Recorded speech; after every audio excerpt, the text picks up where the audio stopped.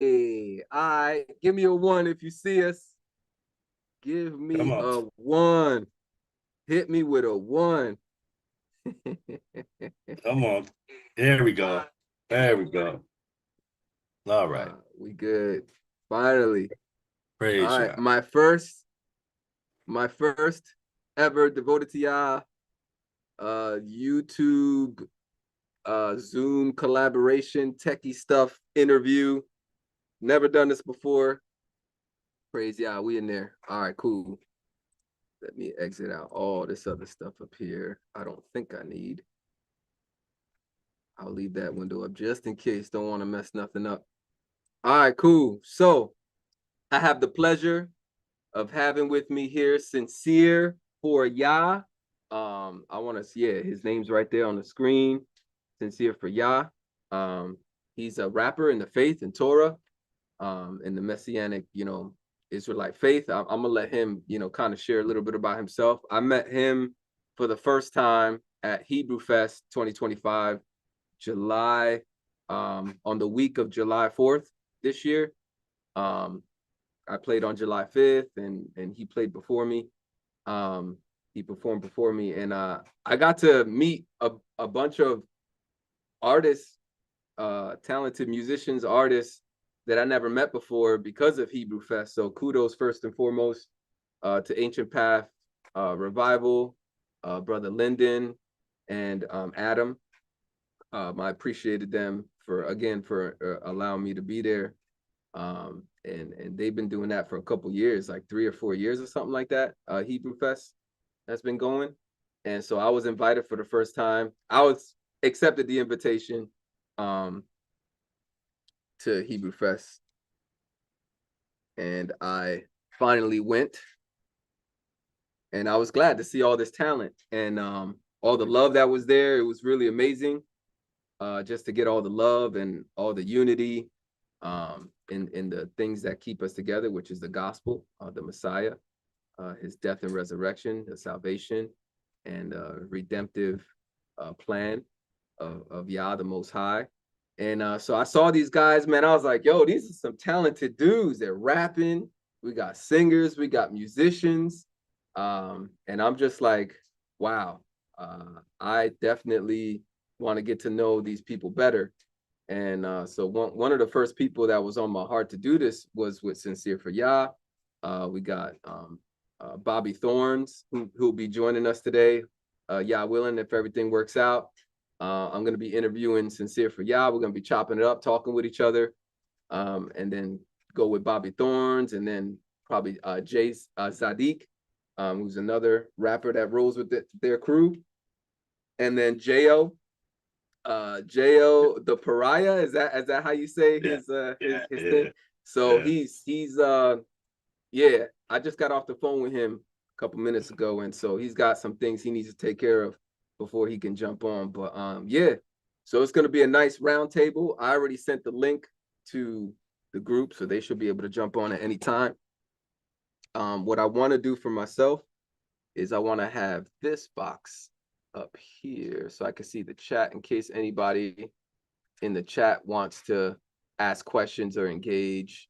Um, so the format is basically, it is an interview, but it's really an open discussion because Syncere4Yah, we never really got to talk to each other either. So by all means, I welcome Syncere4Yah asking me questions and picking my brain on faith and music. That's the focus. First of all, our music wouldn't be anything without our faith. That's the foundation of what we do, our content, our purpose. So for sure, I definitely want to hear his testimony, from where he was before he came to the faith. What journey did he go on? And then and we can chop it up, talk about that, and talk about music.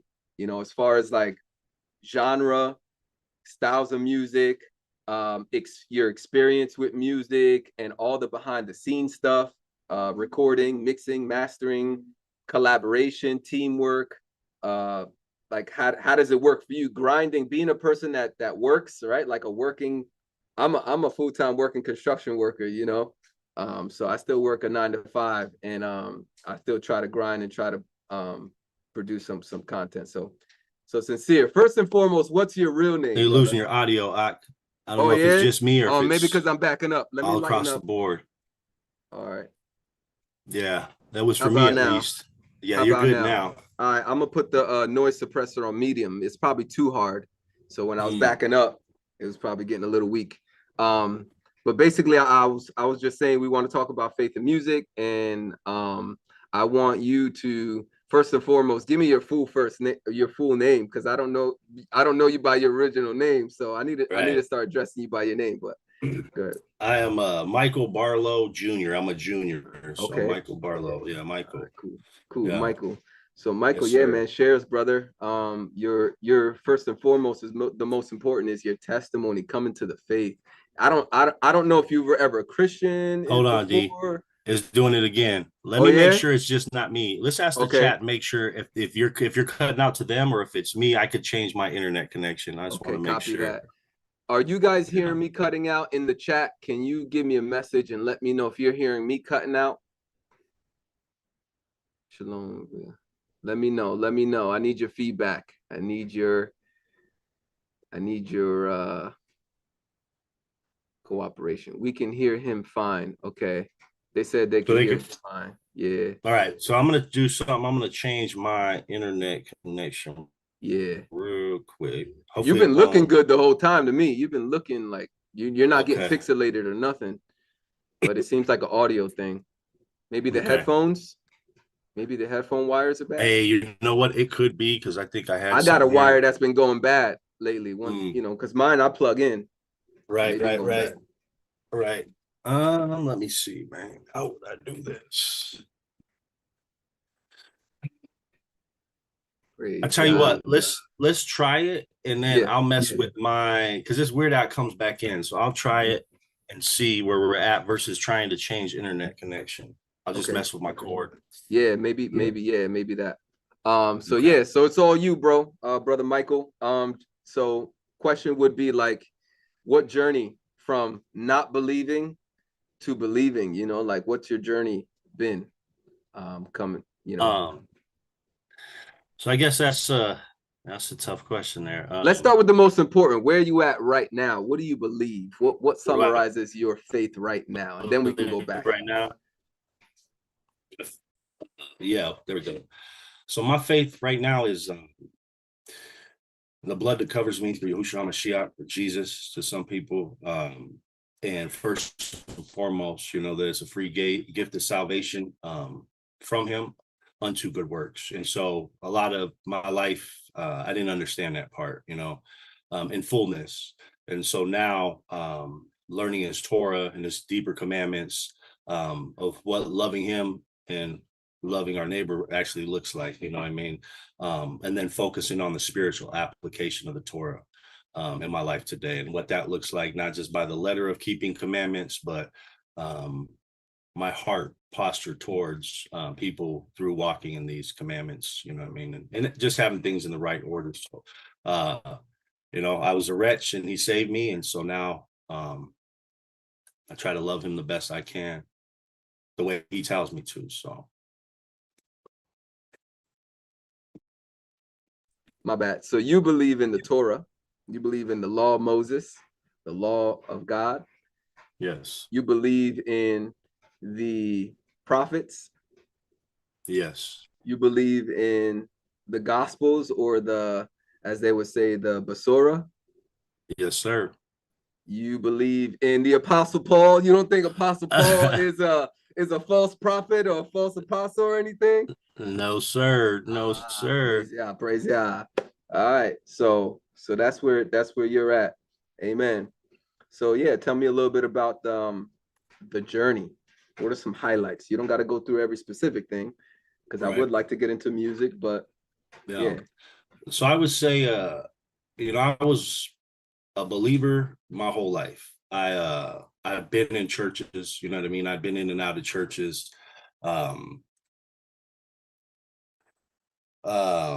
In many different kinds of churches. I'm the oldest of 11 kids. And so my mom struggled with some different fathers. And so like she was always, in some kind of struggling situations trying to provide for us. And so it led us to a lot of different churches. So I still remember teachings and services, you know, through Jehovah's Witness churches we went to. So just scattered, you know, thoughts throughout my life of having an idea who he was, like, you know, God of the Bible, and what Jesus did for me. And so um, I had an uncle that I used to look up to when I was about 14, 15. And he was, I grew up in the streets of Vegas. And so I was born and raised in Vegas. And so my uncle, I'd look up to him, and, you know, he was Mexican mafia, and he was the dope man, but he'd Wow. always read his Bible. And so I'd be like, man, I want to be like this guy. You know what I mean? And so I thought at a young age, it's like, I What's wanted your to preach, you know, and I ethnicity? read, go ahead. What's your So ethnicity my again? mom, yeah, so my mom's Hispanic. Her dad was from Mexico, and her mom's from Spain. And then on my dad's side, it's you know, like Irish, and a couple different scattered, you know, European religions, or European ethnicities. And so I'm kind of a, you know, a mixture. So Copy that. but yeah. Uh So so I your looked up to uncle, my uncle, you know, and your I uncle. remember having these, yeah, was a big part of, you know, and then fast forward, like today, he preaches in the Christian church, you know, and so he's I watched God, it stuck with me. Hey, Um, sincere. yeah. I'm just Can letting you you hear me? know the service is getting a little choppy on your Okay. end. Yeah. So let me check this out real quick. Let's try to switch it up. I'm gonna switch it up. Hopefully it won't knock us off if I just switch to this other. Shalom, Jessica in the chat. I see you, sis. I see you. Shalom to you and the All right, let's see whole how Ancient that Paths is. crew. All right. Let's see if that works better. I'm on a different internet now. All right, cool. So yeah, So we're on your uncle right now. yeah, You looked up to him. He read the Bible. He was a Mexican mafia, you said. Whew, yeah, man, what that an guy, interesting, what an interesting. he was facing 25 years to life in Texas prison, and then Wow. you know, he got out of it, and he really, you know, was on this journey to give his life, you know, to the Most High. And so these things kind of just stuck with me. My mom got truly saved. Um, my mom got truly saved when I was about 9. I remember her coming home from a concert that she had went to, a Christian concert, and she gave up. Like, she came home and she threw away all my toys, like all my He-Mans and the skeleton stuff and the Smurfs and everything that was like wicked. She's like, all this stuff's wicked. All it's got to go. No more Disney movies, like all that magic. She's like, all this got to go. This 30 years ago, 30 some years ago. I didn't understand it at the time, but you know, that kind of like, these things stuck with me. How old are you right now, if you don't mind me asking? 43. 43. So you were like 13 years old I was ish? like 9 at this time, 8, 9 years old at this time, 9 years 10, old. maybe All right. 10. Yeah, I was young. Okay. You know, so these things kind of stuck with me, but it took me being homeless on the streets of LA in 2013 to really know who he was. And that's when like everything changed. Um, he How became old were you real. when you were homeless? Like when did that So start? homeless, you figure it started 2012. I was homeless about a year, like on the streets from Vegas to LA. And in that period of time, that's when he revealed himself to me. Were you an older teenager? Were you a young adult? No, Like, so at this point, so you got to think. So at this point in time, I was 30. Let's see, what am I? I'd have been 30, 31, okay. 32, All right. So you were 31, already 32. out and about on your own You in know, your mom's house, and you're just, I guess, living your life. You're spreading your wings, right? Like you're out of the home now. And yeah, what path did you yeah. choose? What did you do? So at that point, like I'd already had, you know, I got 8 kids. So you figure at that point in life, I had already had um 5 kids, Okay. right? Failed marriages and relationships. And so the last one had failed. And so I was kind of just got done doing some time in Utah. And then so I was real, I was probably at the best place I've been in my life, being clean off of drugs and stuff like that. And then within, a short period of time, I went to the worst place that I was at. Selling drugs led me to being homeless in the streets of LA, through bad decisions. And so that's really where, everything changed. And he answered prayers. It'd been like he split the Red Sea in front of me. It was to the equivalent of that, where the way he was working to me when I was homeless, I could never deny who he was from that point. So he became real. It was no longer somebody I saw other people having this relationship with, like my mom or my uncle. But for me, it became personal. And it was for the first time where it was like, okay, I know you exist. I know you're, who you say you are. And so that started the journey, man, of where I'm at now. And it was a long road. It was a long road to shed all the things, because I was woke up to his Shabbat. I was woke up to holidays being pagan all at the same time. And it took me till 2018 to get rid of Christmas and Easter and these pagan things. And then 2019, 2020 to actually start looking at what Shabbat really was, and keeping it, and then walking into, his commandments and his Torah through that time. And so I was stiff-necked, man. He got my attention a long time ago. I was like, I feel like I missed the class. I mean? He's like, calling me, and I went back into my vomit and wrestled with him better. I think that's how I look at it. I was out there in the wilderness wrestling with him like Jacob, you know what I mean? And so, yeah. Wow. So at the age of your your later 30s, you would say you started to come to the truth? Yeah. And then till recently, like, how did you land in the place where you're at now? Because I feel like you're at a special place. Like you're kind of at this, if I'm not mistaken, a more shalom, more peaceful place in your walk, a more stable, if I could put it that way. It seems like a more stable position. Like if I was thinking of, we're on a boat, right? Like putting up the sail, you're kind of coasting now. You kind of found a rhythm. Because coming into this walk, right, it's mad, like it's a rabbit hole, right, of stuff coming into this walk, right? So some people come in and they're really angry and aggressive and Torah terrorists, like, if you will. But like, yeah, where you at? How did you land where you are now? What's that progression been? I think it's reflection, you know what I mean? It's looking back, and when I first came, when I kept my first feast with a lot of people, it really hit me. It was like, this is what Israel, when he called them out of Egypt, this is what it was. And so it started to like unlock all these situations in my life where I'm like, man, he's been calling me. He's protected me. He's, over and over from my childhood, like the heart that I have, that he's allowed me to have today. He's had to protect that through all the harsh things and the things I've done and the things I've seen and what other people have done to me. Like, he had to protect me to be standing where I'm at right now. And so as I look back, I'm like, he was always there. He never left me, and then I can look at all those life experiences and I can apply them to his written word. And now that word has come to life. And so now I'm able to operate in a more shalom, in a more balanced, understanding of ways that he does operate, right? Not like I know all his ways are above my ways, but I think he gives it to all of us if we're willing to look at it, and it allows us to, at the end of the day, have the right heart posture, have a right heart when dealing with people that aren't where we're at, or walking in what he's given us, and first inwardly looking before outwardly looking, and that balance of doing both.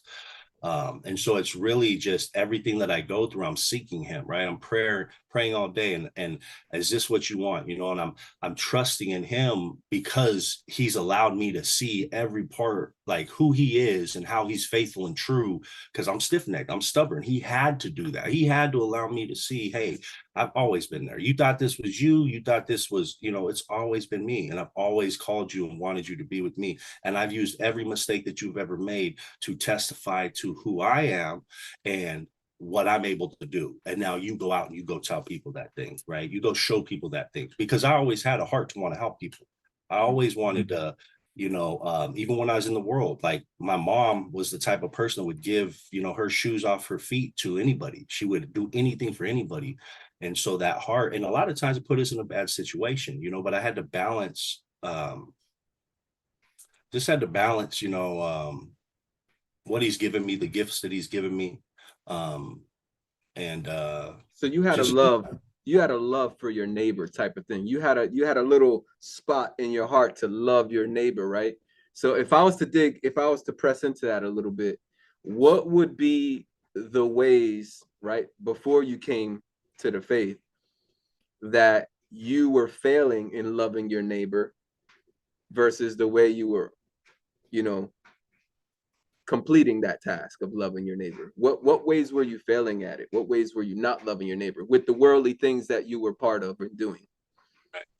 I think that's a good question, because I think it's I didn't know what love was, right? I was loving people in the way I thought, right? And if I look back, it was like misery loves company. So I was like, hey, if we're all gonna fail, we're gonna fail together. Like it's all right, it's okay the way you are. It's okay where you're at versus the proper kind of love that we have to be retaught. And so my heart, I see it in a lot of people. Our heart loves hard. It just doesn't love right. You know what I mean? And you Wow, got to relearn that's how a to love. bar.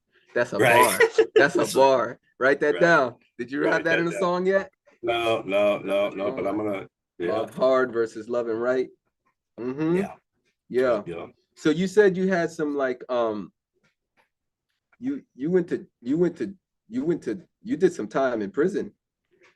So I Is it related to like drug alcohol kind of lifestyle, or was that something else? Or I pretty much I started catching cases at the age of 13 in Vegas.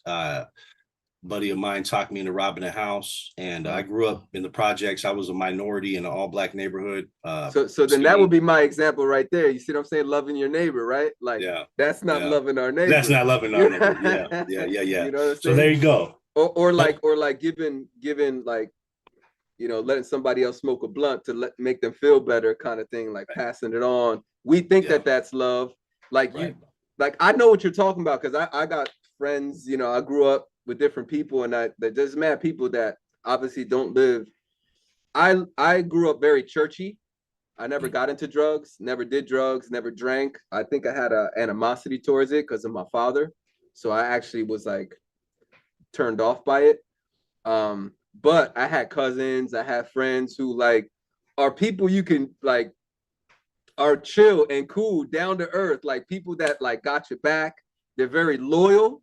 Let me say that loyalty is something that I think that could encapsulate the vibe that I get from a lot of these people that were, if you were to look at them from the outside, they don't look the par as righteous, right? They definitely Right. look like trouble, a bunch of trouble. But some of these people were cool. They were like loyal, had your back.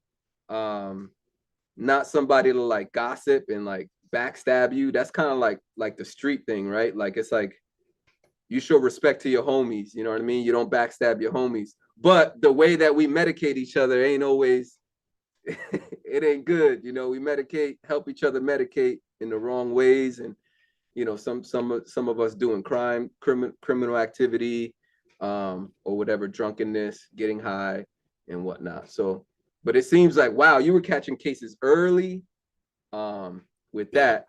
And then when you got into your older age, Michael, when you got into your older age, like your 20s, what was the main battle of sin that you were failing in your life? I mean, because I imagine at some point, if I'm not mistaken, you slowed down with some of that stuff that you were doing when you were a teenager, and right, you slowed down. Now you got a lot of kids, but you're in this grind of trying to find your purpose in life, where you're going, work, career. Like, what are you gonna do? Like, how's all that working out with the faith journey, Right. if you will? Because you said, yeah, I was with you the whole time, right? And I just Yeah. want to, for the audience sake, right? Because a lot of people Yeah. use that. There's like rappers and celebrities that use the same phrase, right? And they make it seem like they were always In saved, or they were always, righteousness. yeah, Right. yeah, yeah. Right. But Right I standings. I think I know what you're saying, and Yeah. is that you could be dead. Yeah. Right. You the stuff that you were getting involved that you could have gotten in a lot of big trouble to the point of your life being taken away, but you were protected, you were preserved.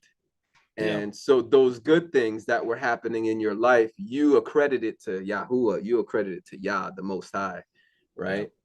So give me a little bit of taste of that journey, and then we'll jump into the more current stuff. Yeah, you got it. All right, so let me try to not lose you and get some points. So in my 20s, I think the struggles were still the same, right? It was running. I spent my life running from trauma. And being the oldest of 11 kids, I always had this need to take care of my mom and like my younger brothers and sisters. And so I think even into my 20s, as I watched my family, there was some trauma that happened in my family that tore it apart. People are still, you know, broken from it, and you know, we're scattered all over the place. And so throughout my 20s, I carried that weight on me. And so I was trying to survive being, you know, somebody that had all this trauma as a kid, that did all these things from 13 to 18 that went against my heart. Like in my heart, I knew they were wrong, but I got bullied coming home from school. So I learned how to adapt in this jungle. And I started doing these things that I would cry about. I would, like, when I stopped doing these things and I was not running amok, stealing cars, high speed chases on the news, you know, all that stuff, like it would hit my heart so hard. But I was in this, like, it was an addiction. I first became addicted to that rush. And so through my 20s, I'm still battling an addictive behavior. Like my uncles on both sides in Vegas started getting me high, you know, off meth at like 15 years old. And so I was always like, I became an addict at a young age. And so I battled that throughout my 20s with still having a broken heart, still, you know, wondering why my family was broken the way it was, like why my mom was like so hurt and damaged, like she like just broken, one of the most broken people I've ever known, you know. And so as I go through life, having kids and trying to do better, because I always planned on breaking cycles. I knew cycles needed to be broken. So I'm like, my kids won't go through what we went through. And man, I put them through the same thing, you know. And so at this time in my 20s, I'm having kids, you know, I'm trying to be a father, not knowing how to be a father, never had a father that was around like that. And so, you know, it's just this cycle of just, you know, repeated cycle of generational curses being passed down, man. And so it was, you know, and I would say, yeah, him being there was the fact that he never, like the many times he saved my life, or when I tried taking my own life countless times, like there's situations when I was homeless and I gave up and I was about to walk in front of a car and he like stopped me. He stopped me in a way that was like, he just put his hand on me. He's like, can't do that. Wow. Like, but there was just so many situations. That's what I'm talking about. See, that's the stuff. That's the stuff that I don't know if people like, you know what I'm saying? Listen to your music. Like, I think if people knew, like, yo, what you've been through and what you came out of, man, I think it brings more value to the listeners. So I definitely appreciate you sharing stuff like that. Man, that's heavy, bro. That's heavy. Wow. Praise Yah. Yeah. He's good, man. He's good. He's good. And he is. He is. And then give me a little bit more taste of the good part, the part where you came to repentance. Like, how did that look? Was it progressive? Was there a moment, an explosive moment where you wept and you cried and you knew stuff broke? You knew stuff broke. You were not the same. Like, take me to that moment. Because obviously we grow. It's not like a one-time thing, right? Like, but there is usually that honeymoon phase, that like boom, that collide of like Yah's purpose, his will for my life, and our hearts connecting with it, and the conversion, or whatever you want to call it, being born again, that time of repentance, that first like initial. Give me that moment if you could remember, because I can remember mine. I could tell you mine, very fresh all the time. I get goosebumps every time I share my testimony. But what will be yours? Yeah, and so that's interesting, because I was thinking about it as I was like thinking back on certain things. I was like, man, remembering these key points. Because you got like the water, the seeds, God's watering, he's planting a seed, water. But I'm talking about like that moment where it's like I get it now. I Right. don't want this lifestyle no more. That's it. I'm Yeah. done. You know what I mean? And not that we Yeah. perfectly Right. walk that out, but at least there's significant progression from that point forward. I'm just Right. trying to know when, if you could record. So there was this, so 2013, when he made himself real to me, it started this journey, and I was still using, you know, I was on the streets of LA, Skid Row. I was traveling up north, you know, get to this point where I get off the streets and I'm up in Northern California helping my mom, and I'm getting stability, right? She's dealing with you know, horrible living situations, and just a lot that's going on. And so I'm able to help her. And through doing that, it's helping me get like myself right.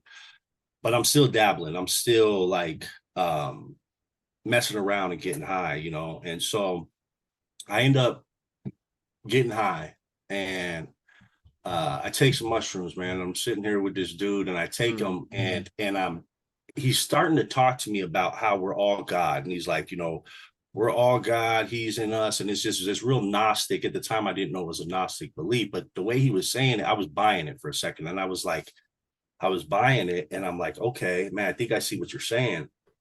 And we have a conversation in a parting ways, and I go into my mom's trailer, and something hits me. It's like at this moment, I think I could have went down this path of Gnosticism, because I dabbled in so many different ancient religions and stuff to come to his truth on some things, like because I was fascinated with all these different, you know, pyramids and ancient civilizations. And I think at this moment I could have went this way, but instead something in my heart, I go back in my mom's trailer, and I'm sitting here, and my sin hits me like a ton of bricks. I mean, every single sin that I had ever had. And I'm still got this stuff in my body. Yep. And I lay down on my bed, my mom's sleeping, and I'm bawling. And in my mind, I open my eyes in my mind, and I'm in this huge, I mean, massive, like, I don't even know how you explain it. It's just these gold pillars, like massive, and this marble gold floor. And I'm just sitting here, and I see myself on like a baby position, crying out. I don't see anybody, but I feel his presence. And I'm literally like bawling. I'm crying. I don't know if I've ever cried that hard. And my mom's probably sitting in the bed, like, what is going on? And I'm crying out. I'm repenting of my sins. And I'm just sitting there. And it's like he had to pour it out. But it was like, it was a moment when I look back, and I don't even think it hit me until I just started thinking back on it. It was like, I could have went down this path. And instead, he did not let go of me. He did not. And in that moment, like, I hadn't fully repented. I hadn't emptied myself out, you know, from all the things I was carrying. And part of that, by me doing that, I was able to like let go of the stuff that was hurting me from like my dad, my mom, and all these things. And so that's where it was, man, right there. Like, you know, me um messing around, opening up spiritual portals, you know, messing around with him, sitting there and not taking him serious for who he said he was, and still going back into my filth. And it's like, man, you know, how many times is it gonna take you to learn? But yeah, that was that moment where I cried out, man. I still have it vividly in my head, like this place of this like courtyard of his kingdom. And it's just like, it was just, it was crazy. And I had to see it. I think seeing it made me feel the magnitude of how righteous he is and how wicked I was. And how, I mean, even when I measure up to his righteousness, bro, I'm still a broken vessel. I need that salvation, that blood, that atonement of Hamashiach. Like I have to have that, because I'm gonna fail. You know what I mean? I'm gonna strive for perfection, but I know what my flesh is. Wow. That is amazing, man. Praise Yah. Wow. Praise Yah. Praise Yah. You got to see that. And I believe you, bro. I believe it. Yah does it. Yah does it. Y'all could give people visions. I still believe in that stuff. It still happens today. Dreams, visions, encounters. I do believe in that for sure, man. That's a beautiful, beautiful testimony, man. And everything else is also testimonies as well, right? We're supposed to count our blessings. We're supposed to recount and remind and share Yahuwah's good works in our lives. I think it's a good thing. That's why he says, you know, speak of his good works constantly, because we got to remind not only ourselves, but we got to, you know, share it with people we speak to. So, but that is a beautiful big beginning to your I would say, real faith journey. Yeah. And I appreciate you sharing that. Now let's shift gears a little bit. Mm. And I also want to encourage the audience, everybody watching right now, if you're here with us live, we got 13 people with us live. And so out of you people, if you have questions for Brother Michael, aka Syncere4Yah, definitely shoot them in the comments, and I'll try to shoot them at him when we get a moment. If I'm not mistaken, I think we have until 10:30 your time, right? I tried to give you some wiggle room to get ready for your street ministry, which I want you to share about as well. Yeah. Before we get into music, actually, Yeah. I want you to share about what you're doing right now with that, because that, man, that brought so much joy when I saw you guys doing that.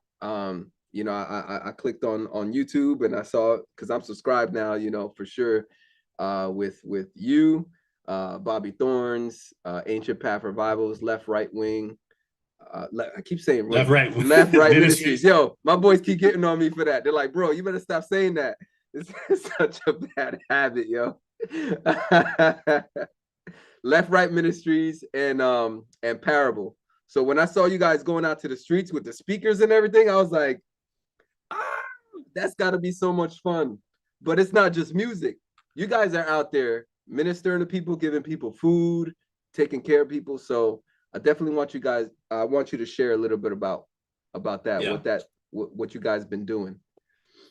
Yeah, man. Yeah, so good. Because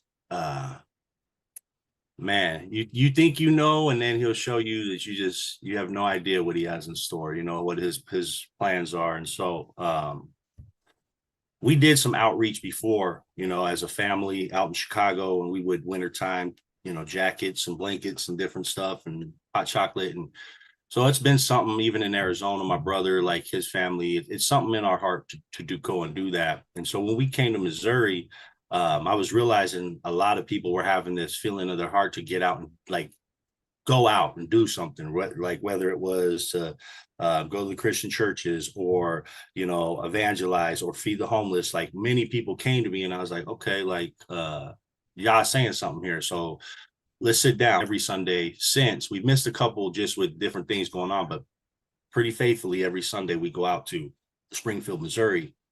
And really it's, you know, it's growing. This thing that Yah's putting together is like, we're still figuring it out. We just go out, we bring resources, hygiene, you know, wintertime, hot hands, cook a meal, and go out there and try to love on people and see what Yah would bring our shofars, sound them. People know now when we come, they see the shofars. And so it's That's really trying to, man. You're building a reputation as well out there, you know, yes, rapport, trust, reputation, all that, man. It's consistency. Yeah. Beautiful, man. Beautiful. Keep going. And so really what it does is, you know, as we're going, we're like, we want to go out there and evangelize too. We want it to be both, right? But we want to, like, what's Yah's plan? And so I see him building it. And so we've actually done 2 outreach concerts in the square of Springfield, right? And we have another one coming up this next Friday from 12 to 7. We'll be down there serving some snacks, worship music, praying for people, deliverance, like, and it's growing, you know what I mean? But they're seeing consistency. They're seeing that we're there. And a big shout out to Adam for putting it together, because we started doing the Sunday outreach and he's like, hey, we should go try to get into the downtown and try to set up a show. Let's do a show, you know, a hip hop show. You know, he's like, let's do that. And so he kind of just, you know, opened the door to say, I'll get the permit and all this different stuff. And so now through that, we're able to go out here and get a permit to be in the downtown of the square whenever we want, you know, and go down there and put on this show and evangelize and share testimony and do this. And so we really want to take it on the road and hit other cities, you know, do the prison ministry. And so it's in the beginning stages of what I think Yah will build it to be. But man, it's just Matthew 25, right? What is he saying? Matthew 25. There's these things that are important to him. You know, they're Torah principles. These are Torah, but they're weighty matters to him, you know? And I think the levels to that is by you doing this with the right heart and not to boast in yourself or to get your own reward, like people will see the light of Messiah in you, and that will speak more than your words sometimes, you know, your actions and you walking like that. And so that's what I see with it, you know. How can people help? how can people help? Is there a donation link? Do they just go to Ancient Paths, or you know what I mean? How can people help? How can people contribute in helping out with this mission? There is my wife, she's probably watching, she could put it in the Slack. I think it's just Ancient Path, like they're through the ministry, and then just putting outreach next to it, you know, and they kind of divvy those things. And so Yeah. yeah, So you know, Ancient Paths and then outreach, like specific yeah, for a just specific slash, purpose. Yeah. yeah, Cool. yeah, All right. I'll make sure when I edit, because what I intend to do with these videos, I'm gonna make some short videos, like clips and good stuff. job. That's what I intend to do. Yeah, willing. It does take time, but I would like, you know, I'll put it like a little banner or something right under, and maybe a link. I'll put a link in the description. Matter of fact, let me see if I can find Ancient Paths stuff right now. If I beat your wife to it, let's see if she gets it before me. Great job.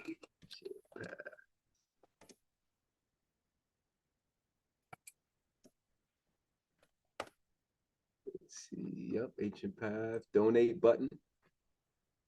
All right. Does this look? Does it look like it right there? It looks like it. Yep, yep, yep. Boom. There you go. Put your name. You can do PayPal, Cash App, Venmo, Amazon list, and that's it. So I'm gonna put this in the chat. Appreciate you. I appreciate you. Yeah.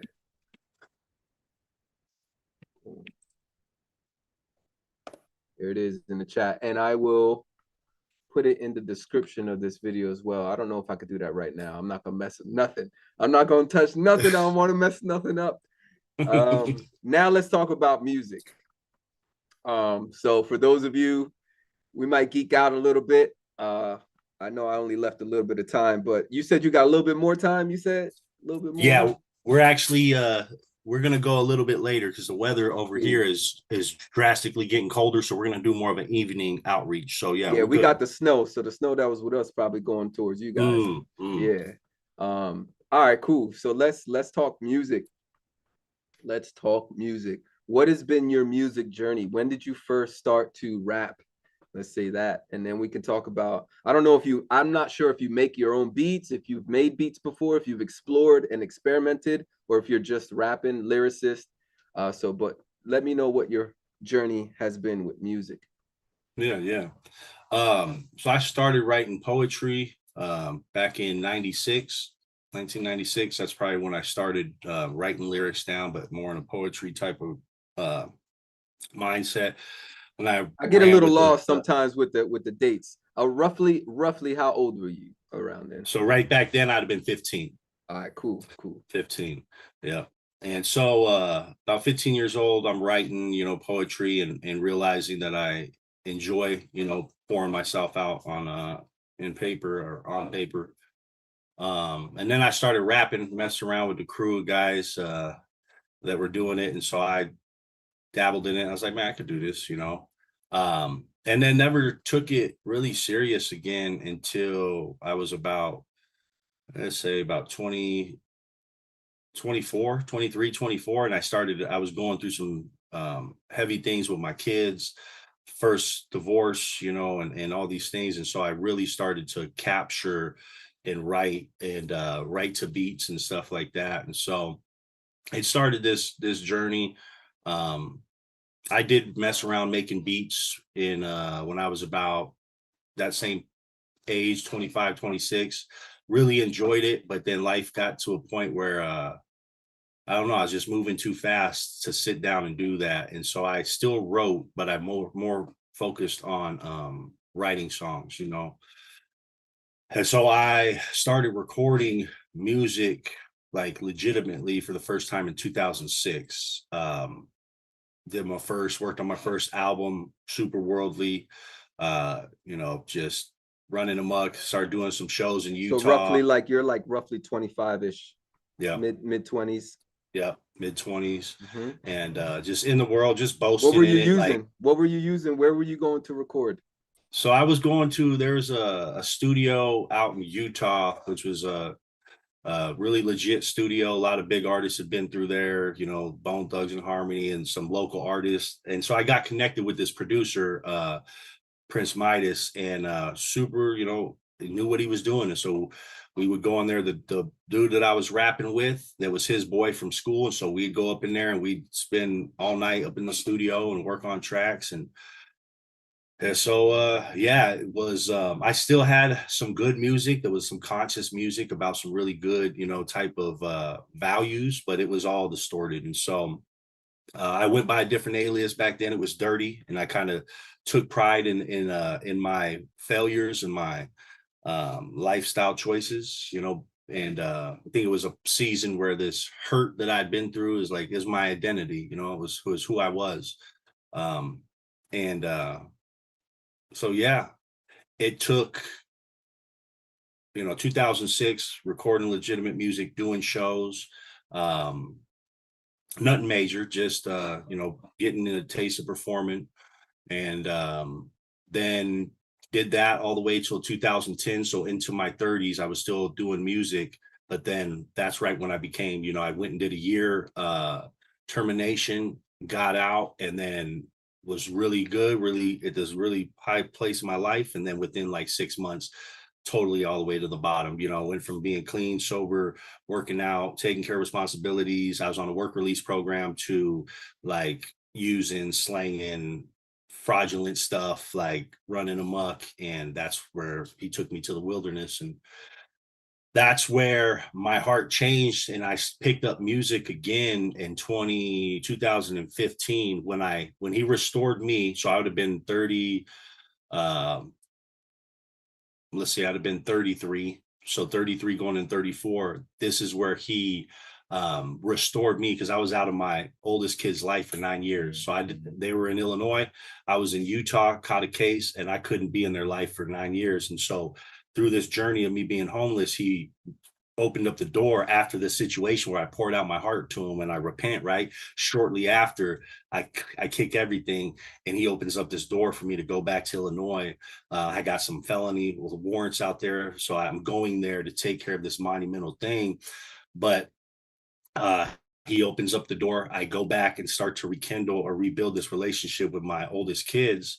And the way I could do that was through music. And so I start pouring out everything that had been going on in my music. And so my music changed, right? Because it was all to glorify him, but it was still this not fullness of truth, right? It was this more of a testimony, sharing my testimony. And so I looked at it like the struggles I dealt with trying to bond with my children that didn't know how to, because my oldest son, I was out of his life when he was 5. Now he's, at that time he was 14.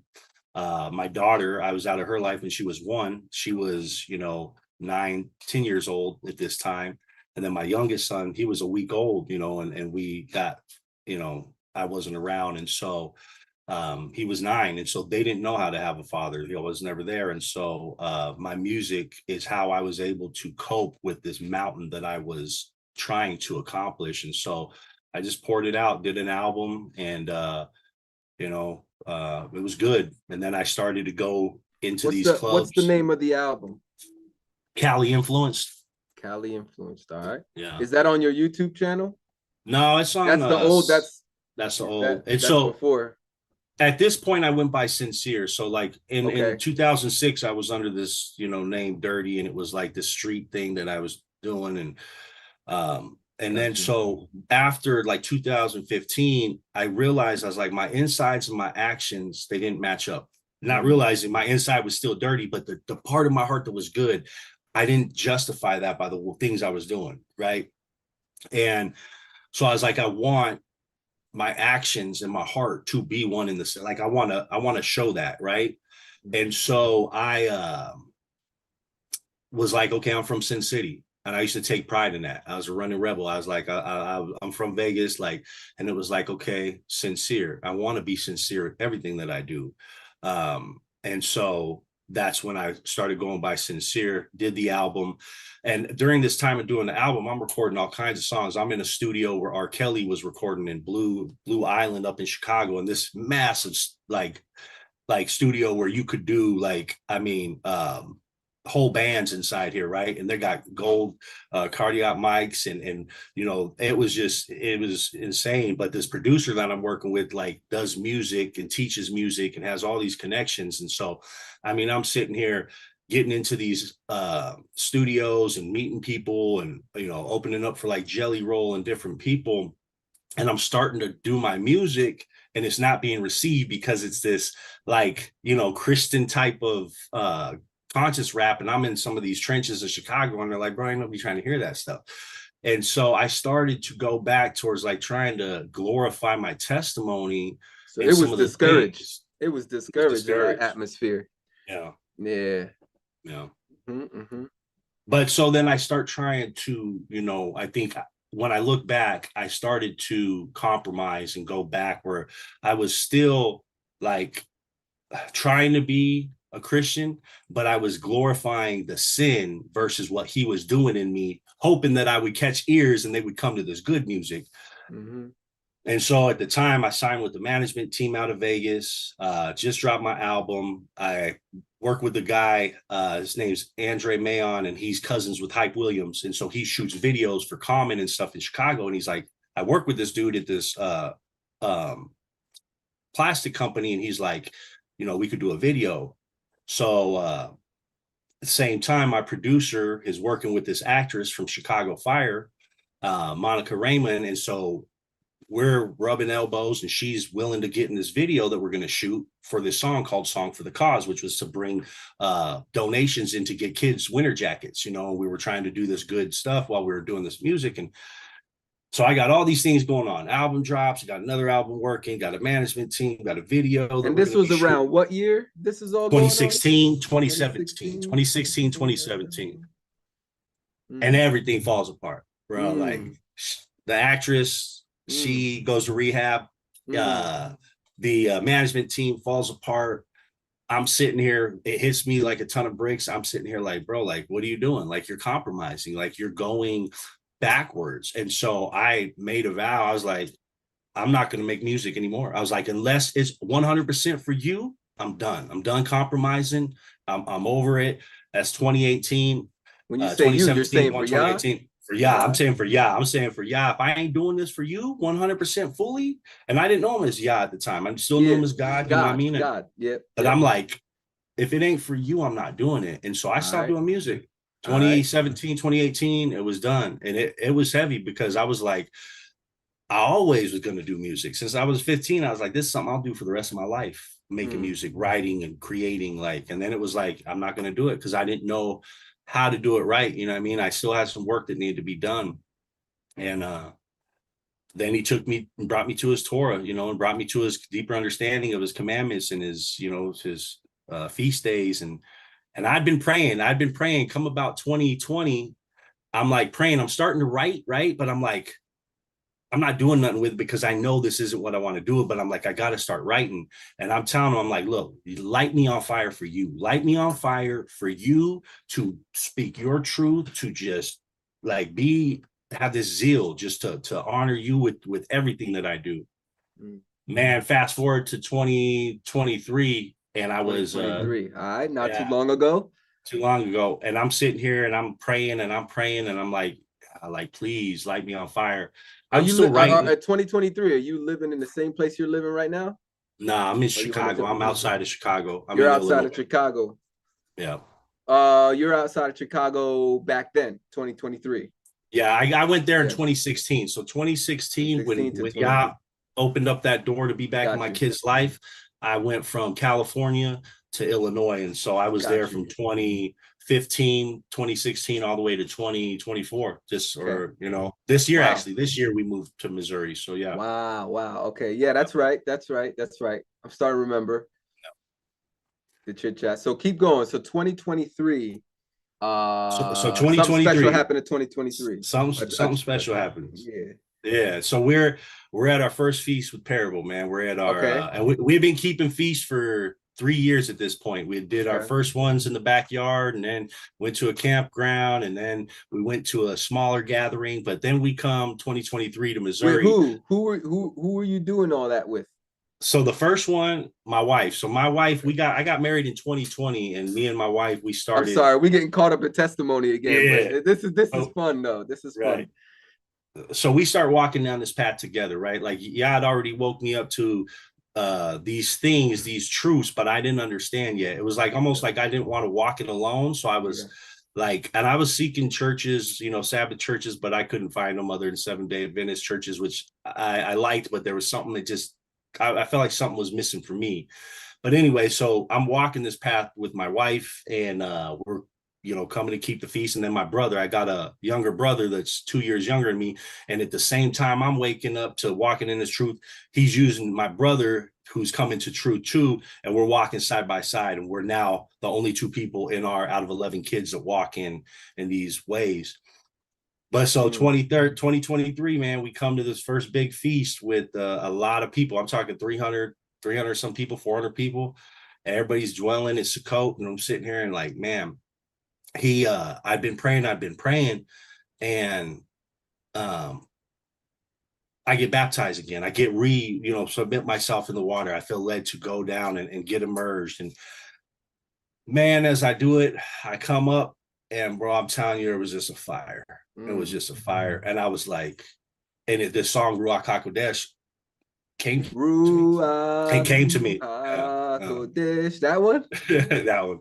It came to Yeah. me that feast, man, and it really showed me like it was like because I struggled, bro. When I came to that first feast, it was beautiful in so many ways, and then I was realizing some people that were in Torah were over here, slandering Christianity or Christians, and they're like, they don't get it. I don't know how they don't get it, and I'm sitting there thinking like, I don't know, man. Like he woke me up. It wasn't anything I did. He had to pull back a veil, right? And so I was seeing this heart condition within the body of walking in truth that we had to have circumcised. And so as he's lighting me on this fire gets lit, I'm like, what do you want me to do? And so that song came to me, and I started working on it, and that's where I came across, the parable of the Good Samaritan. And I was like, well, how would that apply today? And he started as praying. And I'm like, yeah, show me what you want me to see, and it took a minute to finish that song, but it was walking me through this process of like doing his will, and allowing him to use me with the gift he's given me to glorify him, through what he's uh, saved me from and how he's been there in my whole life. And so that's before where you things continue, changed. because I want to geek out. I don't care Yeah. about the audience right now. Now it's all about me. Okay. Right, praise God. How did you record these songs? Let's start with Ruach HaKodesh. What was the process? Where did you go to a recording studio? Did you use your own equipment at home? Did you use Parable of the Vineyard? What was that? How did that project come about? So that happened. So you figure I go back to Illinois. And so I got a buddy of mine, the one that was doing all my music in 2015, 2016, the one that was connecting me with all these people. He recorded my whole album, my first album. And so I get back, we just hang out. He's like, he hits me up about, my faith. You went He's to a like, man, studio. You went to a studio. so he had a studio at his house. And so I just House. connected back with him. How did it look? Give me some inside scoop. What did this thing have? It was a good, house, man. House.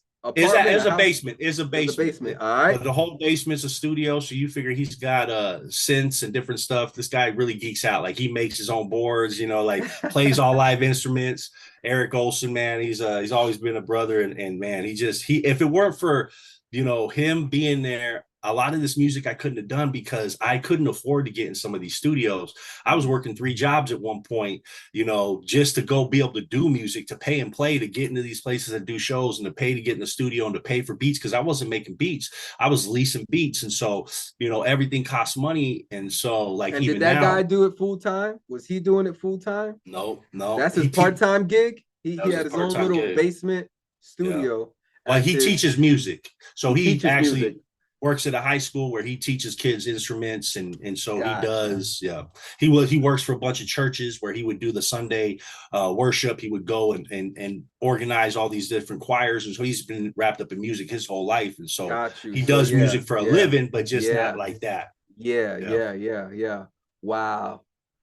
His basement, did he have like the whole like acoustic treatment? Did he have a booth? Soundproof? Was it not soundproof? Was it open? It was open, man. It was open. It was open. I was surprised that it came out the way that it did. Did Did he have acoustic panels and he stuff? did Like have some a couple panels in things, certain spots? places, Yeah, you know, to yeah. try to So the reflect it, echo, but the reflect, yeah, so that there's no reverb, you know. yeah, yeah, Yeah, that's nice. yeah. I'm about to work on that. I got some stuff up on my wall right here behind my computer, but I was showing my wife some things that are somewhat artistic because she's like, I don't want no ugly stuff up in the basement, you know. So at some point, we're gonna have some artistic acoustic panels down here. It's already nice. It's already decently dead because I have carpeted floors. Yeah. So it's pretty dead. It's a nice spot, but there's still some reverb up the steps, going up the steps. Like if I clap, you can hear the ring up the steps and stuff. But yeah, just a little bit, not too bad. Okay. And so what kind of mic were you using?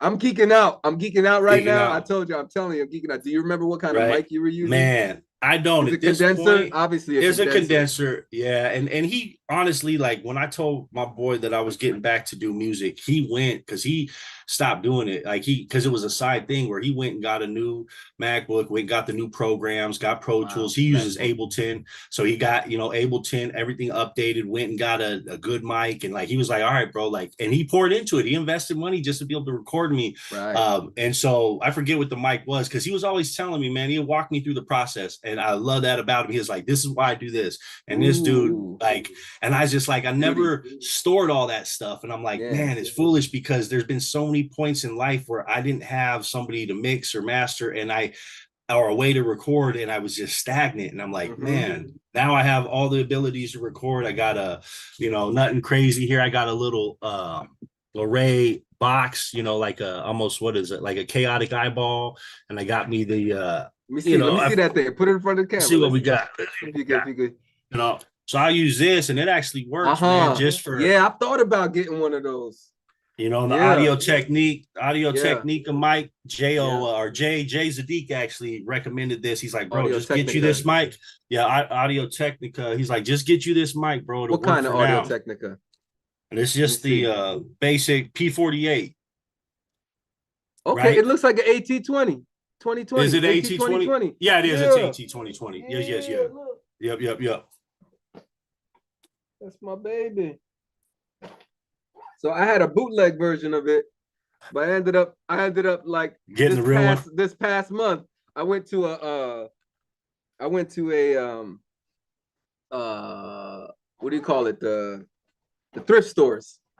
I went to like a thrift store and I was like, yo, you got any mics? He's like, yeah, we got this one mic. I was like, nah, I don't want that one. He's like, yeah, that's all we got. I was like, what about that one over there? That's an AT2020 right there, bro. I see it right there. He's like, oh, snap. I didn't even know. I was like, yeah, let me get that one because I bought a like $50 bootleg version one made from China or whatever. It's called something else. It looks just like the AT2020.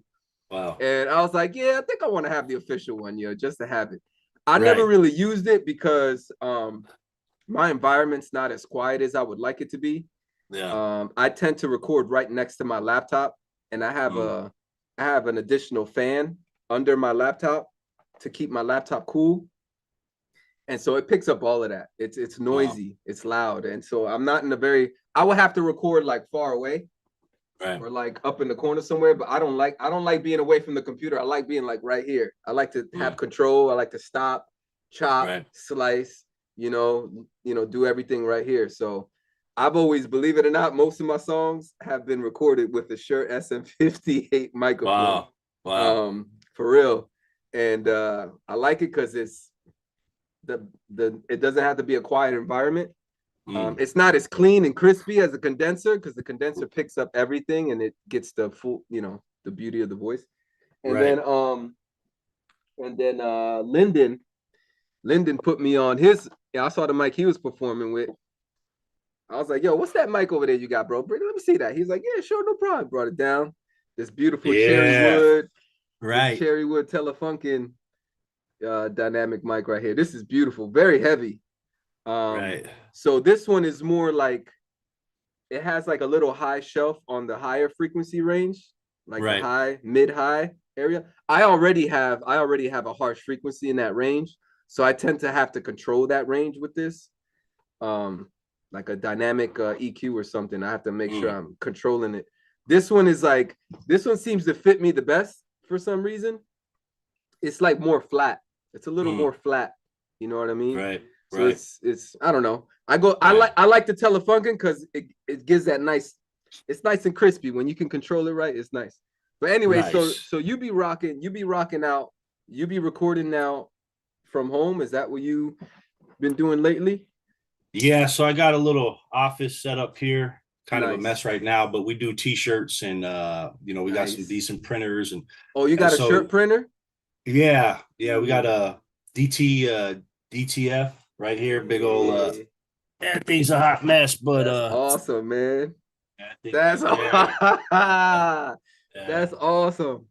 yeah, that That thing is will so cool, bro. so my wife's got a Simply Set Apart Creations. She does tassels, Account. eats and stuff. Yeah, where she got her own website and Oh everything. yeah, yeah, yeah. Simply set apart. Okay, cool. And but so this is where we're, do that. So we figure t-shirt business and then music and study. And so when Bobby was out here after Hebrew Fest, he came back out here and we worked and man, we were able to record quite a bit with the setup here, man, and it came out really good. So it lets Hey, me know I Michael, is can. this it? Yep, that's it. Yeah.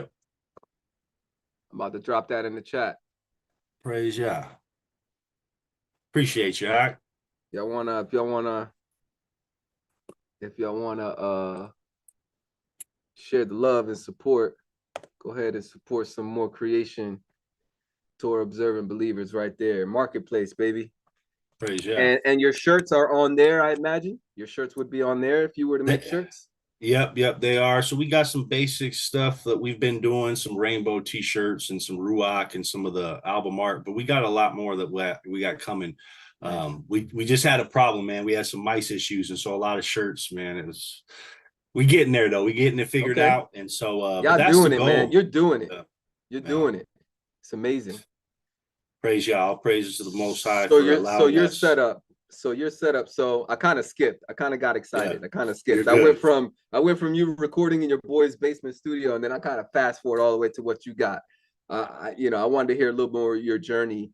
If you went to any other studios, and what you've been learning as far as like recording, to now. So now I got a picture that now you pretty much are recording your own stuff from home. You're pretty much self-produced. Or how does that Well, work now? Do you still collaborate with certain people? Do you delegate certain responsibilities of your music projects? yeah. So honestly, man, if I look at it, it's like I can't lie. I got some like regret in the sense that I should have paid more attention. Um, Life was just so busy where I looked at wanting to do my own music, but I just battled the struggle of like getting in studios where people, I've been in really good studios where people were just pushing you through. And if you didn't know exactly what you wanted, they didn't have the same ear. So I dealt with people that did not have the same ear. I'd record, I'd listen to it. I'd be like, man, I don't like that. They're like, oh, it sounds good. And so I battled with that to where I should have just started learning how to produce my own music. I should have been did that. And I still haven't, I still We're in a haven't picked special it up. time, Michael. We're in a special Right. time right now, man. We are in a very Right. special time of technology and advancement, man. It's incredible. Right. Yeah. So Right. you're riding that wave. Yeah. So I got people, Jay Zadik, man, Okay. he's I gotta send I him think some we more, got but Jay in the house, right? Is that yeah, Jake? Jake? Jake's in the house. His camera's yeah, off, so I got him in the background until he turns his yeah. camera on. But yeah, what up, Jake? Welcome. I saw you come in earlier. But yeah, so what up? Yo, yo, What up? yo. What up? What up, What up? man? Thank No, you I for was just I was joining just us. hanging back. I didn't want to interrupt, but yeah. Yep. No doubt. Good to see y'all, man. You too, Ak, you too, Yeah. you too. So But yeah, yeah, so Jay does, so I've sent a track to him. I got okay. another one I want to send to him, Bobby. When you So say send a Bobby, track, I'm sorry, I'm sorry, go ahead, geek I'm out, devoted to y'all, bro. I geek out, geek bro. out. Cause a lot of people out here they don't know this language, right? Right, So right. like when you say I send a track, are Yeah. you saying that you send your vocals, a recording, Vocals, or that's that you it. Yeah. send a beat? Just my vocals, just Just my the vocals. So vocals. you writing stuff out and then you're recording it When you record those vocals, are you recording to a basic simple track, a drum loop, a tempo, metronome? What are you doing? So at this point, I just lease beats, man. I lease beats. I Okay. play like I hear something, and Where do you purchase from, if you don't mind me asking? so I'll do a lot of like Able beats. I like West Coast type beats. I'll do Able beats. I do What website do you go to? I go BeatStars to or what? BeatStars. BeatStars. I've been thinking about creating a BeatStar account. Yeah. I've Bobby's been got thinking one about on creating there. one. Yeah. Yeah. Yeah, I've been thinking about doing it, bro. I got a terabyte worth of melody loops and drum loops, man. Wow. Royalty free that I'm allowed to make a beat with. I can't sell the stems. That's my thing. I gotta with my license, I can't, unless I really like change that stem, unless I really change that stem up to make it unrecognizable. But like I don't really do that. I'm not that type of producer where I crazy, like I don't reverse things and then chop it up and super warp it. I like using it as is. Right. So, but what I heard was that I can use the royalty music I have to make a beat, put it all together, and I can sell the WAV file of the one track, but I can't do a license to give people the individual tracks. But I was like, all right, I mean, I could, I'm considering it, but that's definitely something on my shelf that's a plan for me as another source of income with the skill that I have. So, okay, so you lease beats, you'll lease a beat, you'll buy a beat off of BeatStars, you'll write to it, you'll record it in your home studio. You have your, like we saw, your AT2020. Was that an AT2020? Yeah, AT20. Yeah, okay. yeah. So you rock with the AT2020. What interface you got? Same. My interface is a solid state logic. We got the solid state logic 2. Okay. All right, beautiful. SSL 2. All right, cool. SSL, yeah. Yeah. And then you go into what program? What DAW are you recording in? So right now, man, we use GarageBand. Okay. I'm looking to get one simple, just because that's what we have. Because you got Mac. So. That's a Mac stock program, right? Stock. It already comes with, yeah. But what do you got your eyes on? What you got your eyes on? So honestly, I want to find something like Bobby, right? Bobby's doing a lot of my tracks right now. He's got like 4 or 5 of them that we recorded out here. And so just having something that the people I rock with that they're using, just so I can record. So Bobby Thorns, Bobby Thorns is mixing and mastering your stuff for you? Okay. Yeah. Cool. So I'd like to work with just multiple people, but I want to have something that other people are using. And I don't know at this point, like with everything going on, will I learn how to do this myself? I'm not opposed to it, but if I sit here and look at outreach and time, it's like laying it out. All about time, bro. Right, people don't understand. This is another reason why I want to get you guys on too, just to let my audience hear, like, I'm not alone. Like, this is not easy to try to fit in. Like, I'm a one-man show. Everything you saw me release was practically 100% by myself, other than when I collaborated with somebody. Wow. They obviously sung and we shared ideas. Like my Always Serve Yah song with a very talented lyricist. His name is Joseph Cuomo. Unfortunately, he walked away from the Torah, went more he's been going more Orthodox Christian route. He likes that historical, what do they call it? The apostolic succession, documented historical. He likes that trail. And we had a debate over the phone and everything, but I still love him so much. I think he's a phenomenal lyricist. And every time we talk, I'm like, yo, I still love the song we did, bro. The lyrics were fire. But he's also very knowledgeable of mixing. Like, he was learning a little bit of mixing, so he would give his tweaks on how he wanted his vocals, and we would be on Zoom right here. We would literally be on Zoom looking at the same program and collaborate with the sound. But overall, I was mixing and mastering the whole song. But everything I've ever released, man, has been, I never sent any of my stuff to anybody, and it is very time consuming. It is extremely, not only just to try to be creative and come up with the content, the lyrics, right? Right. But then I'm worrying about everything else. I'm worrying about the social media stuff, the how to properly advertise it. And I haven't, you know, like there's all the different social medias, which I don't even care for. I don't like Instagram. Facebook was the only thing I was really on, which I'm not even on that much anymore. You know, I really rock on YouTube. YouTube is where I watch stuff and where I'm uploading things. And I wish I could just do everything off of YouTube and it could go everywhere else. But I think you have to do it off of like between Instagram and Facebook. I think they work together. And then I think TikTok is a whole nother thing that I haven't even It's a whole separate, yeah. I haven't even opened up a TikTok account. People are telling me get a TikTok account. I don't want to. I want my wife to do all this stuff, bro. For real. Like I want my wife to do all this stuff. And we're on that journey right now. We're trying to work all these things out. My wife works part-time from home with a real estate gig. The goal was to not, we made a decision to go full force into this ministry / business for Devoted to Yah. And right around the time where we came together and made this decision, I mean, we had the dry erase boards out, man. My wife was like, drawing visions and plans. She got the call to pick up some time again with the real estate gig. And it was like, we do need the money. You know what I mean? We do need the money right now. Yeah, she picked it up and it just swamped it. Like we just see how it just like shifted everything.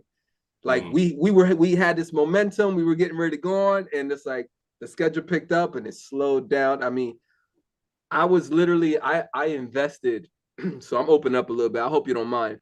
Not at all. But I'm excited just to be around other musicians. But I invested a lot of money to be with a digital marketing coach. I put down a lot of money to be at the table with millionaires. I'm on Zoom meetings. I haven't been in the Zoom meetings. The goal was for my wife to be mostly in these meetings, taking all the notes and everything, and I would jump in when I can, coming home from work or whatever. But there was a few times I was in the Zoom meetings, and I'm sitting in the room with people making 6 figures from digital products. You know what I'm saying? And I'm like, I paid for that. I paid to be in that room. And some people would think I paid too much, whatever the case may be. But so our time is about to expire with this group, and we haven't accomplished our goals like we wanted to, but it's been, you know, time management has been everything, man. I haven't had the level of faith to just jump off the cliff. You know what I mean? And what I mean is doing this full time or doing the ministry thing full time. I haven't had that level of faith to say, you know what, I'm leaving it and I'm going for, Yah hasn't given me that faith. There's been many times where I wrestled with it and all that stuff, but I never was like, I never had that, yep, this is the right move, let's go. So there's been that hesitation. I don't know. And I'll just say this, if you don't mind, like, I think for some people that's the case, that they go full-fledged with the ministry. But, you know, Paul was a tent maker for the entire time that he was a minister. Right. And so at the end of the day, I'm not saying it won't happen for you or anybody else, but hey, maybe that's not the case for some people. I really do hope so. I'm telling everybody, I feel you. I'm telling everybody in my audience, it is my goal. It is my dream. It is my hope. So it's not like something I'm trying to run from.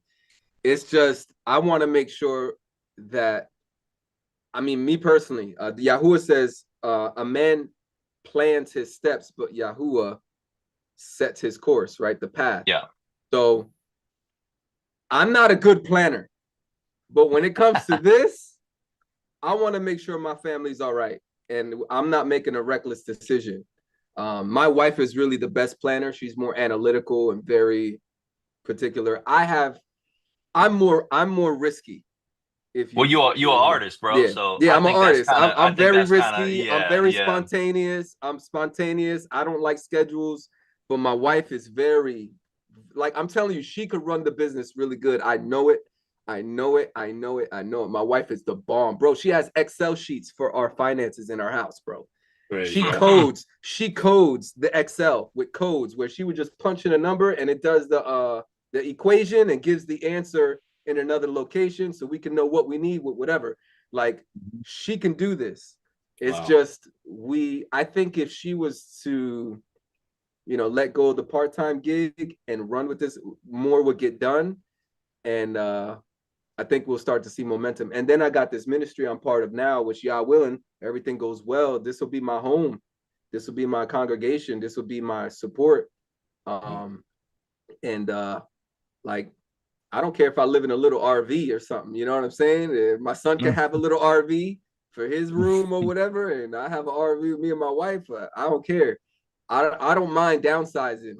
He's too young for that now. He's too young for that now. My son's 6. He ain't being in the RV by himself. But I'm just saying, I'm just thinking future. I'm just thinking future, right? Or I don't mind downsizing as long as my family's safe, and you know, it looks reasonable. You know, it looks reasonable to make this decision. I'm not trying to be rich. I want to be able to live. I don't want to be begging for food. You know, that's not biblical. A man of Yah should take care of his family. So I don't definitely want my house, you know, struggling for food.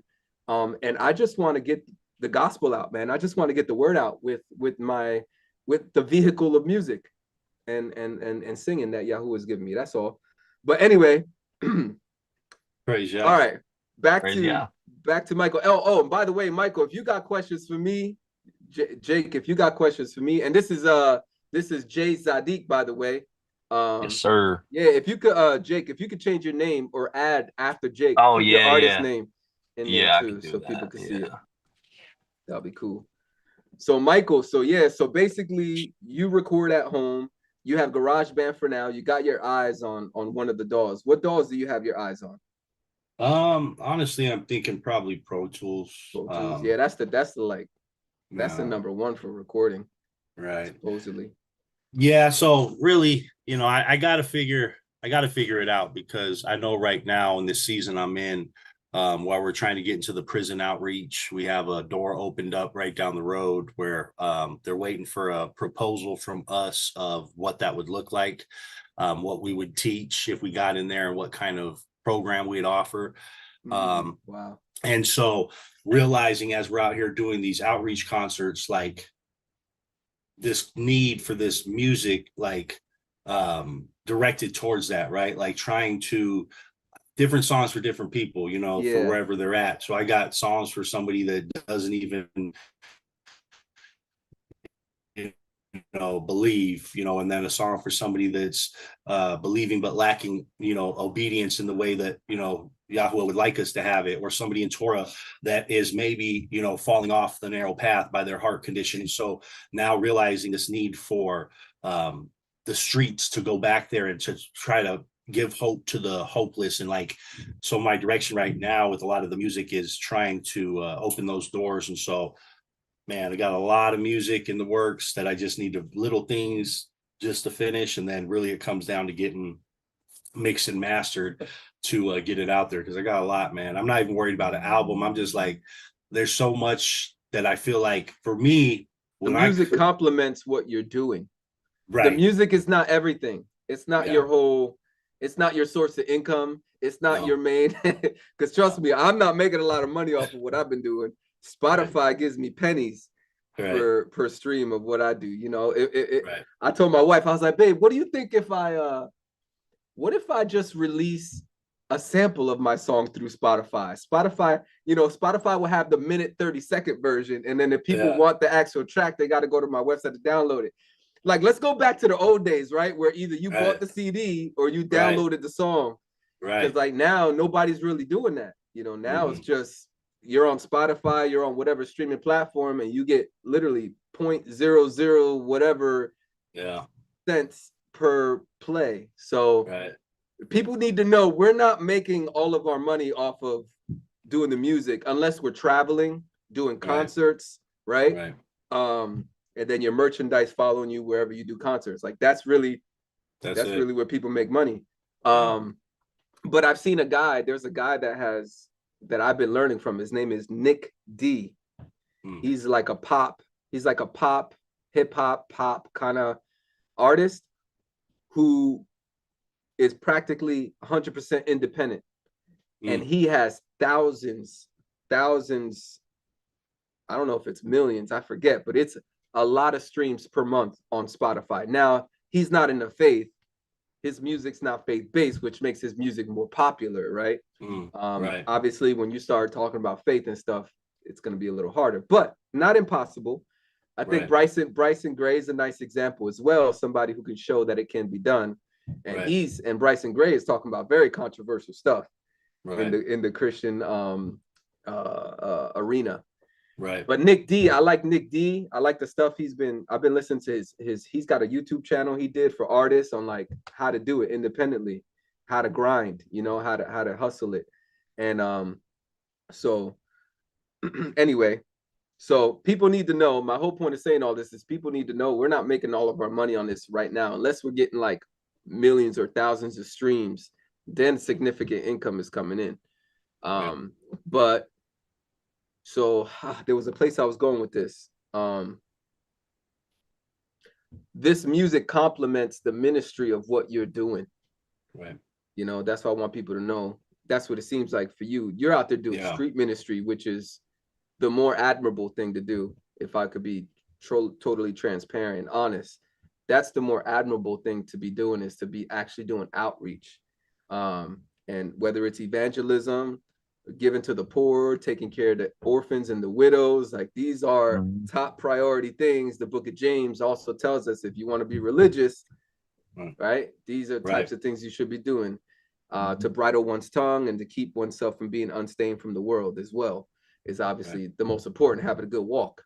But the music, our music really complements our faith. It complements our walk. It complements whatever ministry we're part of and what we're doing, and it helps. It's a vehicle to help get the message out there to more people.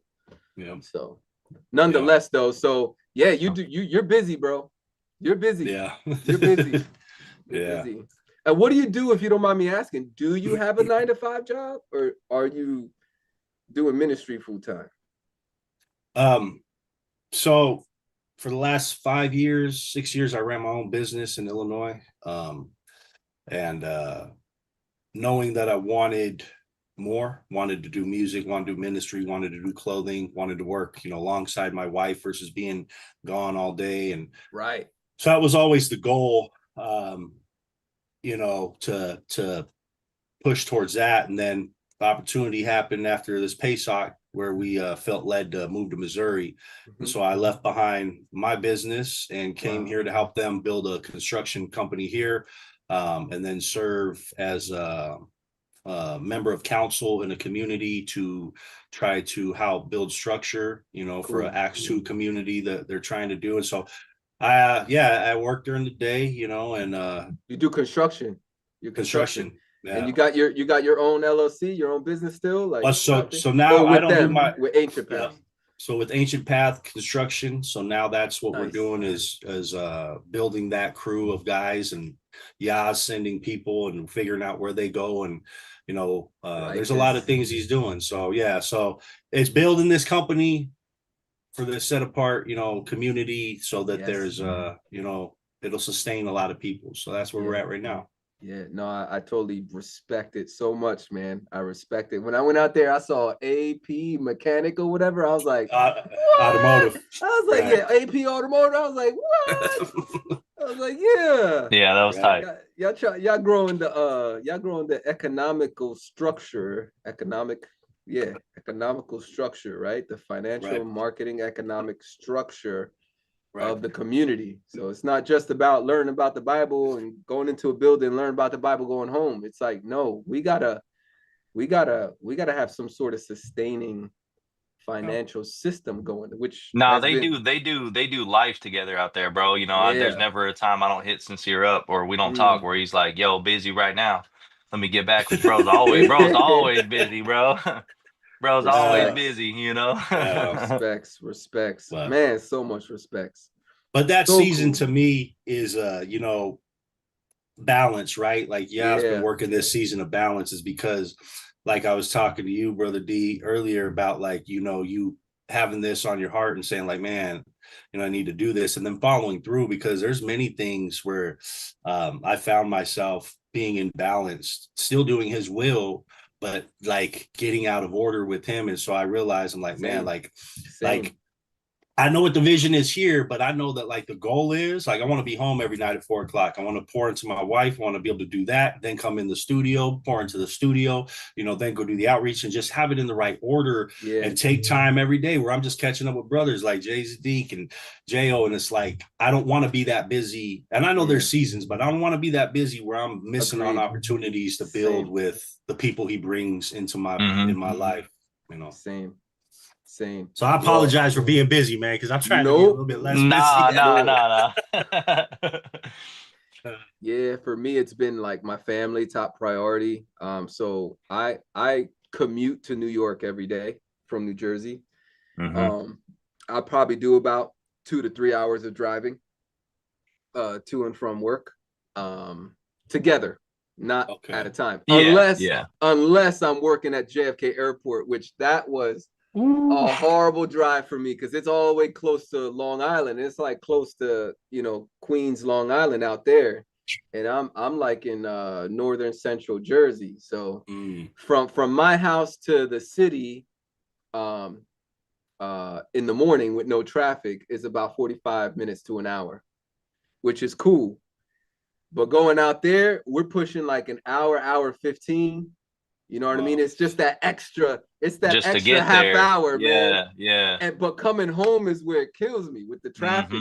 It's like I hate it. I really do. But now, thank Yah, I'm stationed in the city again. I'm working in like Brooklyn and also Manhattan. And those are cool rides for me, man. Right next to the turnpike, straight home. I get home around, so I leave my house around 4:45 to 5 a.m. in the morning. And I get to work for 6. And if I'm working a 7-hour shift, I'm out at 1:30. If I'm working an 8-hour shift, I'm out at 2:30. You know what I mean? Like I could get home with, I love the 7-hour shifts right now. I'm rocking the 7, you know, the money's good, but no, I'd rather have the 7. I get home 2:30, takes me some time to wind down while my wife is doing her part-time gig. I'm taking care of my son. He's turning 6. He's turning 6 in January. And so it's really hard to do music, have the creative juices going with my 6-year-old boy. And he's a boy. He's really a boy, fully a boy. Got the energy. Got that energy. He got that energy. He's got that fight. He's got that never wants to lose things. He wants all the attention. And so it's really hard to be like, yo, sit down and play with something while I just, it doesn't feel right to me. I have like a guilty conscience while I'm like trying to do it, and I can't write well like that, you know? So I'm trying to find my flow. We got some sort of a schedule going on right now where I get to have, I think Tuesdays is my big day.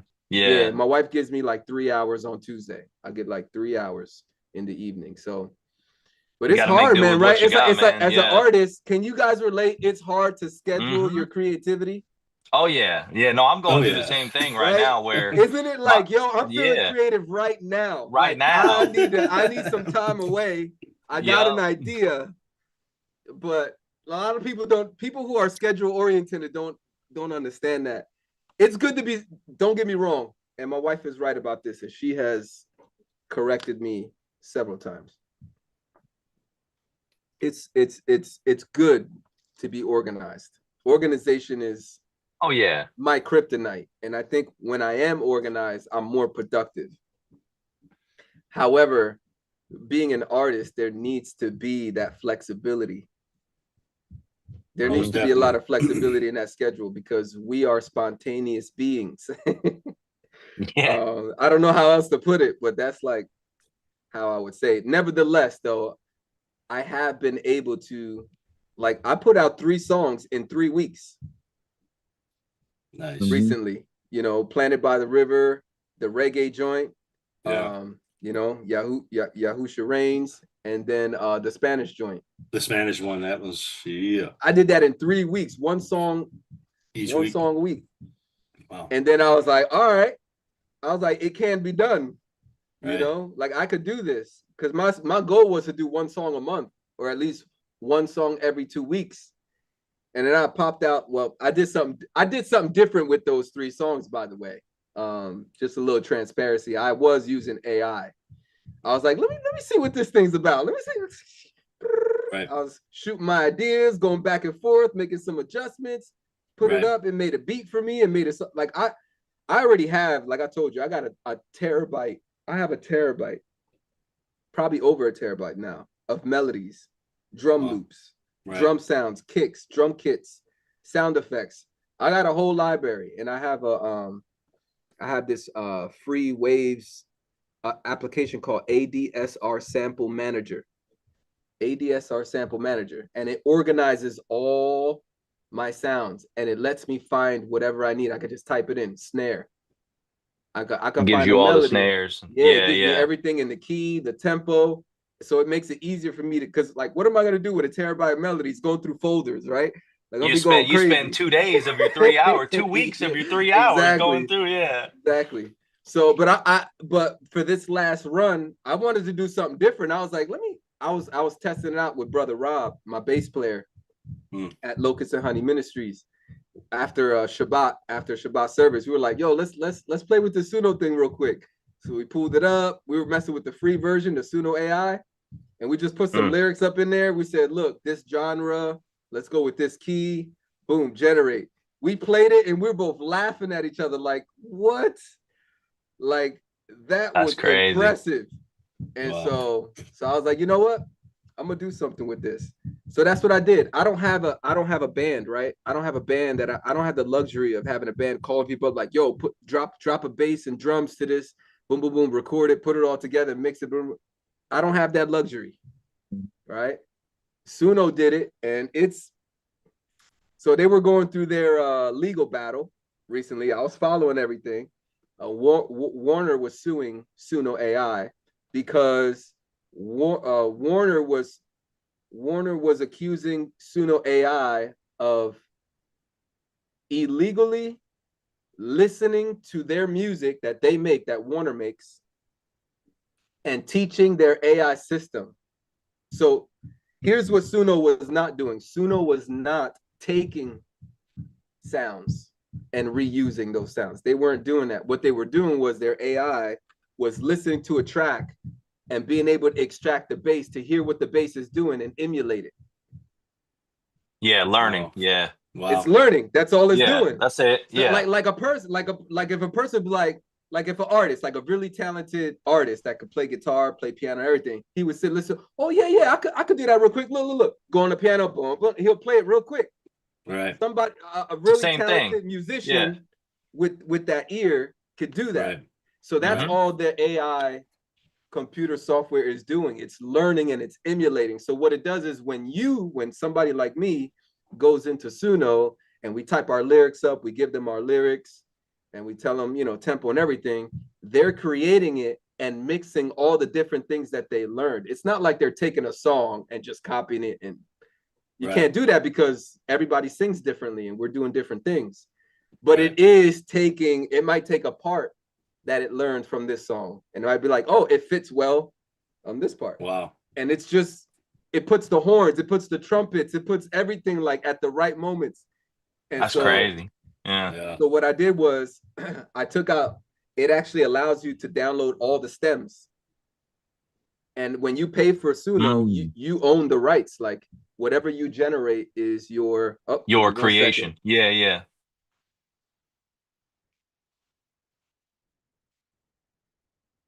My bad, JL. My wife's letting me know. My bad, JL. Let you in, bro. My fault. Got me over here like, let me in now. Let me in now. About to come up with a track called Let Me In Now. Shalom, my brothers. Shalom. Shalom, bro. Once you turn on your video, you'll show up. But I got the video. Yeah, so nobody can see you yet on live. You good. I'm trying to get my computer set up. Do your thing. Yeah. So when you pay for the Suno, everything you generate is yours. However, it is risky. I'll admit it's risky. And I looked this up. I use ChatGPT to look up the legalities. I've listened. There's an attorney that I listen to on YouTube, a female attorney who's also an artist. I've been following her because she even filed a lawsuit to Suno for the artist that she represents. So I've been following her too. And where it ended up, where the case ended up, the case got dropped. It was almost like a 50-50 win. So what it is now moving forward, Suno AI can only learn from music and from artists and musicians that opt into that. So there's going to be like an option when somebody makes music through some agency, whatever, Sony or Warner or whatever it may be, they're going to have an option like, hey, do you want Suno to be able to learn from your music? And you have to opt into it. Wow. So it's like a really hard thing to kind of track, right? Like if you only took part of a song, you didn't take the whole thing, and you can't copyright a melody. You can't, let me rephrase that. You can't copyright a chord progression. Right. You can copyright a chord progression plus a melody that layers over it and them going at the same time. Because now that melody goes with that, the way that chord progression and now it's unique enough. It's unique enough to copyright, because copyright has to be something that's unique enough to say this is mine. Yeah. I can take a similar instrumental of a song that's been done, but write a totally different song with a similar chord progression, and it just can't have those same melody riffs and like it can't be identical, but the chord progressions are chord progressions. So anyway, it gets kind of the line gets a little blurry, but it is risky. A lot of people don't like it. They don't want nothing to do with it. I totally respect it. I'm just kind of playing with it, seeing what I could do with it, seeing what it's capable of. To me, the Suno AI adds someone in the room to bounce ideas with, or ChatGPT, for example, or whatever else is out there. I don't really use anything else yet, but it just adds another person in the room to bounce ideas off with. You know? So the ChatGPT for me has been really helpful, because for a long time now I've been mixing and mastering all my own stuff, and I'm not an engineer by any means. And so when I'm struggling with something, I know a lot of the basics now. At this point in time, I can mix and master a song. I did that song for Syncere, the Way to Life song. He sent me that. I did a verse on it, and then I mixed and mastered it, and it came out good, we thought, but at the end of the day, I was struggling when I was doing some of my own stuff and some other stuff, and I was having trouble with, hey, this voice is too boomy, too bassy, but every time I compress it, so I don't know any other tricks. So I would ask ChatGPT, I say, yo, I'm struggling with this bassy voice. What do I have? This DAW? Give me some stock plugins that I might have that can help me and tell me how to use it. And it would be like, oh, here's what you need to do. Boom, boom, boom. And I did it, and I was like, yo, I mean, this works. So for me, it was really helpful, because like you said, it's another person in the room, and it's a really experienced person in the room, because they're just extracting AI, from whatever's on the internet. They're just extracting from blogs and from videos and from interviews and from people that are out there. Bro. So I could read 2 hours of blogs, and I can go through all the tutorials that Studio One gives you, because that's the DAW I use, Studio One. They give you a ton of information, education information, but it's the time that we were talking about. Bro, it takes 5 minutes to go ask ChatGPT and get its answer. I mean, it's a very helpful tool for me in that way. So I like it a lot for that. That's all I've used it for yet, but it was really good for that. It was really good for that. I appreciate you sharing that, brother.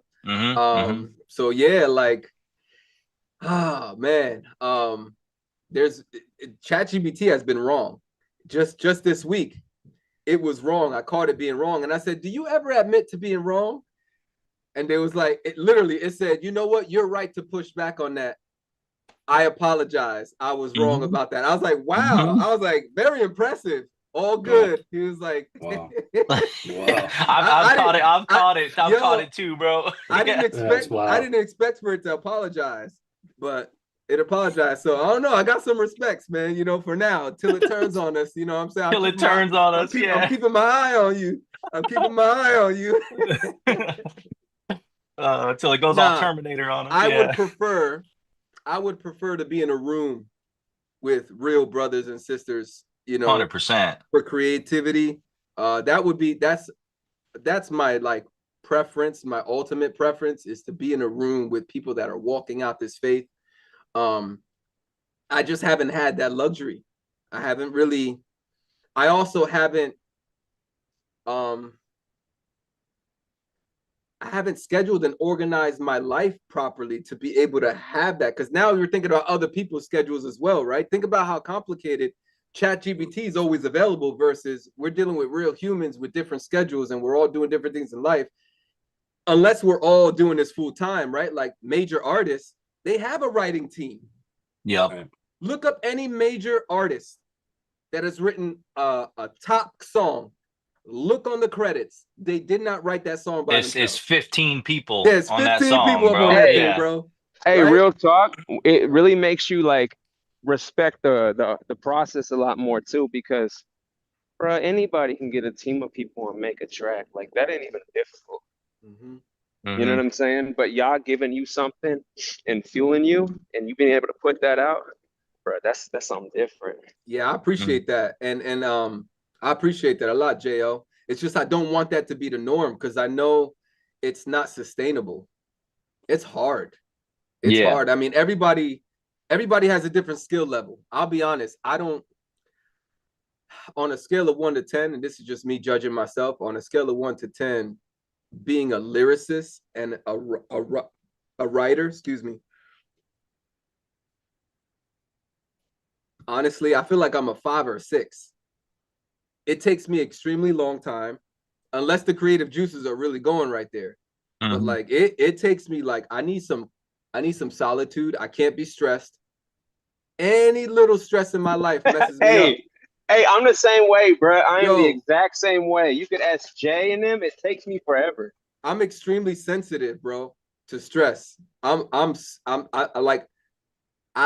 can't even fake it. I'll try to fake it like I'm good. I'm calm. And if I try to write, I'm not calm, bro. I'm not. I need to deal with whatever's bothering me needs to be dealt with. There needs to be some resolve, some resolve to this thing that's lingering.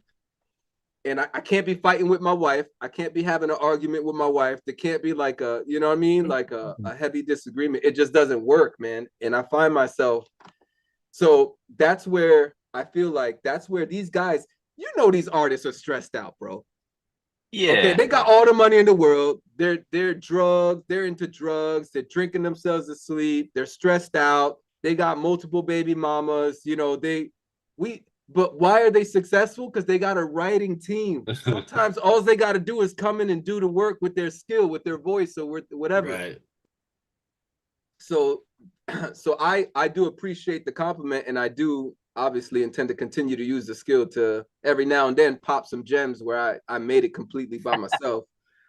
But man, I think that if I really want to be a writing machine and a factory of just producing good content on a very consistent basis, it requires having a team.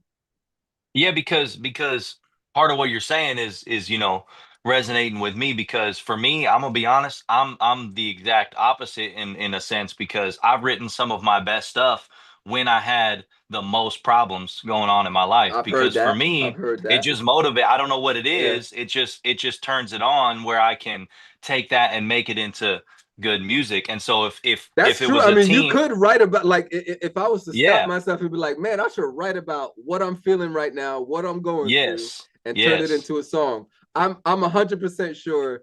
Yeah, that's definitely possible. It might make some stuff that's real relatable too. You know what I mean? Yeah. Hey, I could testify to that too, because I chop it up with Jay a lot, and yeah, he has that. I do not have that, and I admire that and respect that. No, well, praise yeah, bro. Appreciate it. Yeah, but I mean, and that's what it is. So if there was a team effort and it was like, yo, Jo and D kind of going through something, struggling with this, and somebody like me or somebody else pops in there and is like, yeah, but look, let's just turn it into this, and then all of a sudden now it becomes something real memorable and something that motivates and resonates with people. So I see what you're saying about the team thing is my point with that, 100%, because different strengths, different weaknesses, that's what makes a good team, right? Amen. Yeah, absolutely. Thank you, guys. Appreciate that. So, Michael, yo, I appreciate all this time you've been giving me. Hey. I mean, so that's basically, we got to where you're currently at. You got your wife, with the website, creating creations, right? Simply set apart creations. Simply set apart creations. Yep, I'll put it right there. And you got your t-shirt, you got the t-shirt printing machine in your house. You're a rapper, you're a lyricist. You record from home into your garage band. You send it off to either Jay Sadiq or Bobby Thorns. You're looking into getting a doll. Maybe you're kind of on the fence, not sure how far deep you want to start getting into doing your own stuff, because you have other things going on. You got the outreach ministry going on. You are in leadership as well.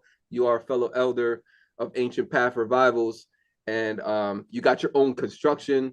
You got the construction business with Ancient Path, so you got a lot going on. It's not like you're doing music by yourself, music alone, I should say. You're wearing a lot of hats, and so kudos to you. Much respects to you. Is there a message before I end the interview, focusing more on you? Is there a message that you would have for the body of Messiah that you think is really important that they need to hear right now? What would it be? I would say, it's having the right heart, man, checking our heart daily, removing the dross in this season that I see within where I'm at, within community, with the greater body, seeing where, testimony of things that I'm hearing and reoccurring messages coming through different parts of the body, is that, it's really important that we remove the dross from our hearts, and when we're looking outwardly, that we look inwardly first. Yah is showing us things that are problems, and until we deal with us and let him deal with our heart, we ain't going to be equipped to be able to deal with that problem. And so seek him in all things, because it's important for us in the fullness of the truth of the Torah and the testimony of Yahushua HaMashiach, that we be that light to people, and we walk in the fruits of the spirit and not the fruits of the flesh. And so to me, that's the biggest thing, man, because people are going to wake up to this truth, and we don't want them to we don't want to be a stumbling block because we aren't walking with the right heart posture in these commandments, So I just encourage us all to sit on that table every day and let him operate on our hearts and circumcise our hearts daily. That we keep the Torah with the right heart and not to check a box. Man, appreciate that, Mike. Praise Yah. Beautiful, brother. Man, I love it. Oh, one more thing. I did want it to be a two-way street. I wanted it to be a two-way street. So, because we never got to really chat with each other like this. We never got to sit down and get to know each other. So I wanna leave it open, man. If you have the time, I don't want to take up more time than what you have. So, but if you have some questions for me, man, I'm open. I'm open, man. This is an awesome time. We're live. I'm an open book, man. So, man, there's a lot of stuff. There's definitely a lot of stuff. And so I know, Jay Sadiq and the other brothers, I'm going to allow them to ask me these questions, but I'm just going to ask you one question for right now, because I look forward to building, and I think we'll be doing this more. I got a podcast that we're trying to do called Back to the Basics. And so I'd love to have you on that. Great. And so I look forward to building, but as the season's upon us, that would be my main question, man, is what would your message to the body be? Because I'm always looking at what Yah is speaking through the body, because we're all different parts. And so to me, that's the most important question right now, because as this time's upon us, what is he speaking to you for the body? Man, because I might need to hear that. I might need to hear that. All right. So I'm in a very interesting place right now than I have been. I had the hat of preacher for many years on Devoted to Yah. I had the hat of preacher on my channel. I was doing more content of the group that I had. It wasn't a virtual assembly, if you will. It was an online assembly at one point. But things got really hot with politics. And I obviously led the charge in that. So a lot of people got turned off. because anyone that knows me, my wife would be the prime example. Somebody who's known me since she was 14, I was 19 years old. When I catch fire and zeal to something, I don't let it go. And it's like a pro and a con. It's a positive and a negative. Blessing and a curse. It's a blessing and a curse. So my thing was, we had just went through COVID. And that was a very traumatic experience.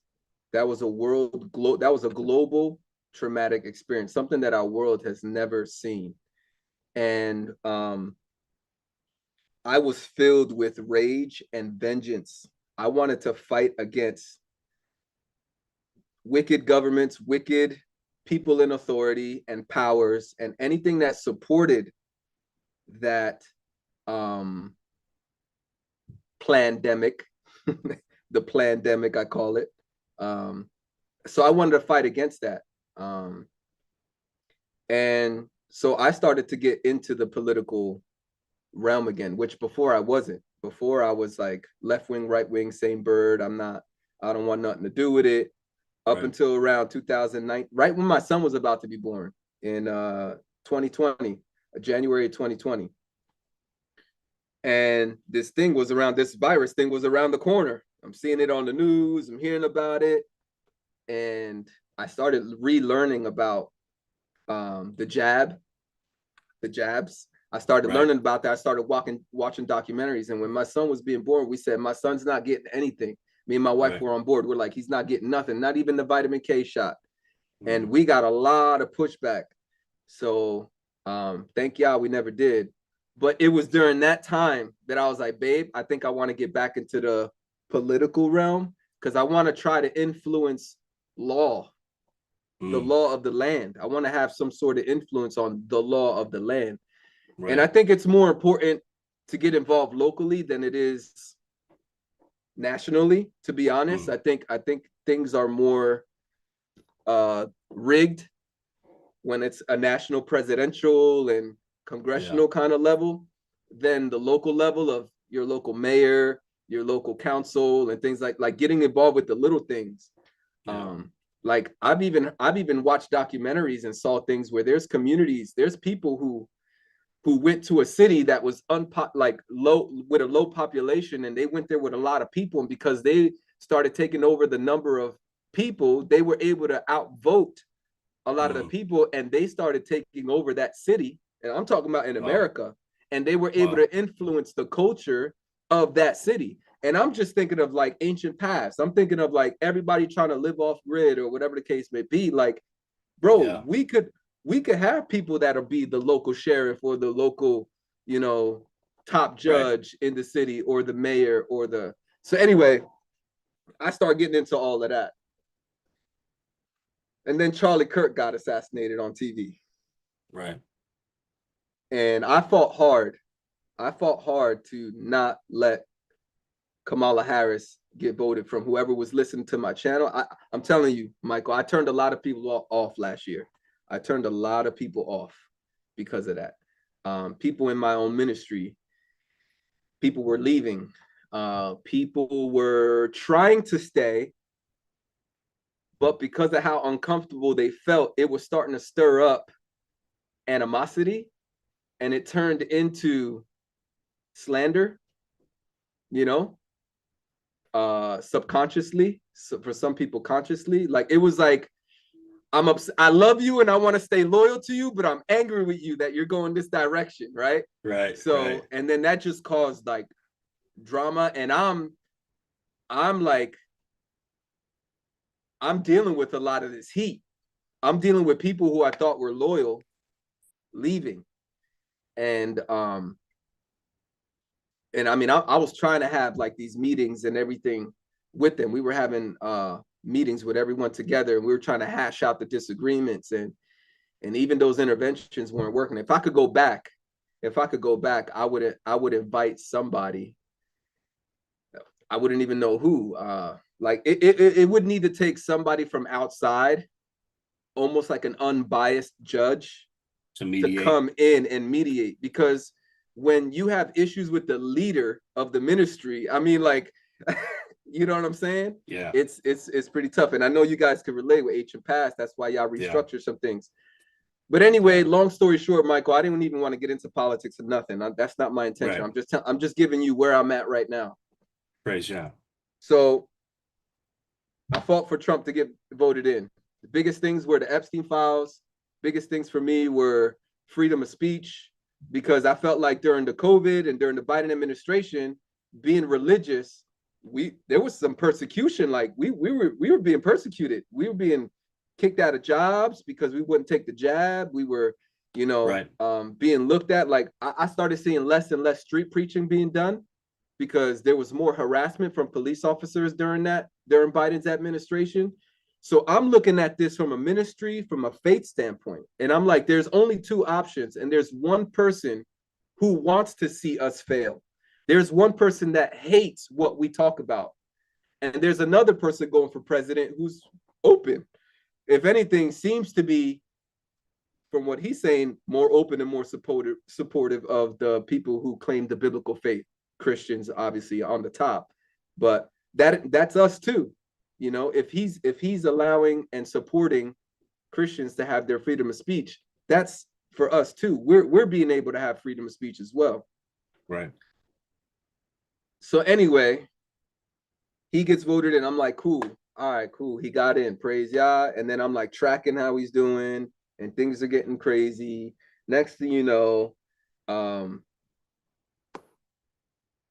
Charlie Kirk gets assassinated. Between these two things, for me, was the straw that broke the camel's back for me.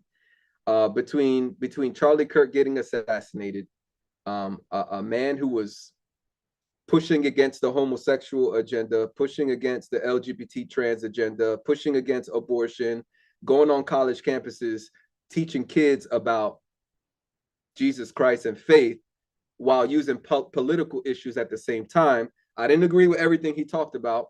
But this was, if there was anybody out in the arena of biblical faith that was out in the political realm pushing against these horrible issues in our generation, he was the top guy.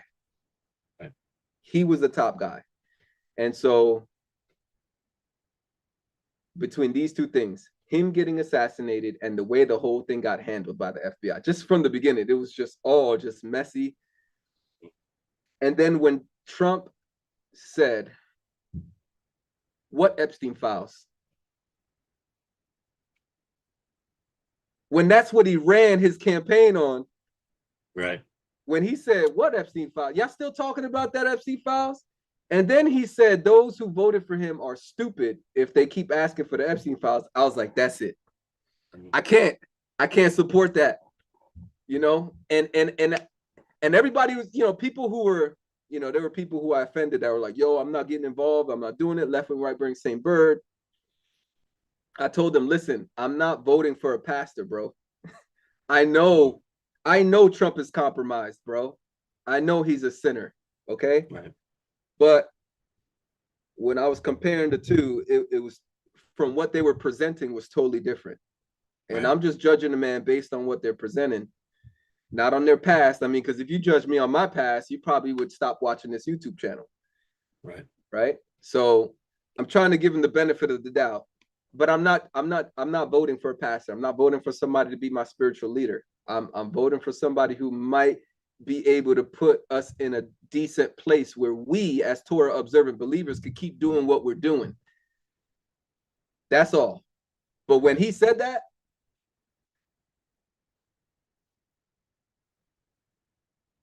that really angered me. And what I want to say to the body of Messiah is, I think it's very important that we be involved.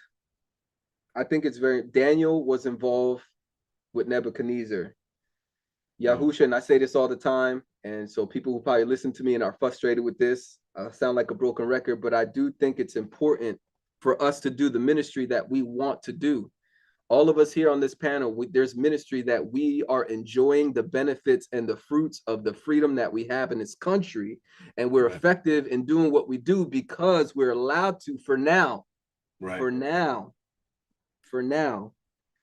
And we can continue to do our ministries over here. There's no problem. That's the number one focus, is do our ministries. But we can also throw a little bit of gasoline into the fire of sustaining that fire that has been allowing us to do this ministry over here. The laws that have been protecting us to be able to do. We could throw some gasoline over there. We don't got to stay over there. Everybody doesn't have to get fully involved and fully commit. Ain't nobody asking you to pledge allegiance to nothing over there. I'm not asking that.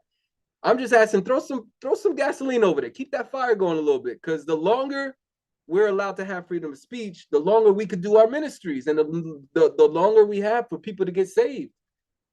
You know, the moment we start getting digital ID and getting tracked and getting, you know, demonetized, and our bank accounts are struggling because they see what we're talking about and they're trying to shut us down, then at that point, it's like, then there's no hope in the system no more. But I think for now, there's still a little bit of hope. However, I'll be honest, Michael, I am, what's the word for it? I feel bamboozled. I feel like I agree. I've been following Candace on the Charlie Kirk case. I signed up with TPUSA when he got shot right away. I was like, I'm signing up with TPUSA. I'm jumping on board. I'm going to be a Torah observant Messianic believer in that arena. And as I started following everything and seeing how ugly even TPUSA has been handling and seems to be hiding something, I unsubscribed. Changed. I had a profile picture and everything with them. I unsubscribed, took that down, and I was like, you know what? I'm taking a step back. I'm backing off right now. Until, for me, this innocent bloodshed isn't light.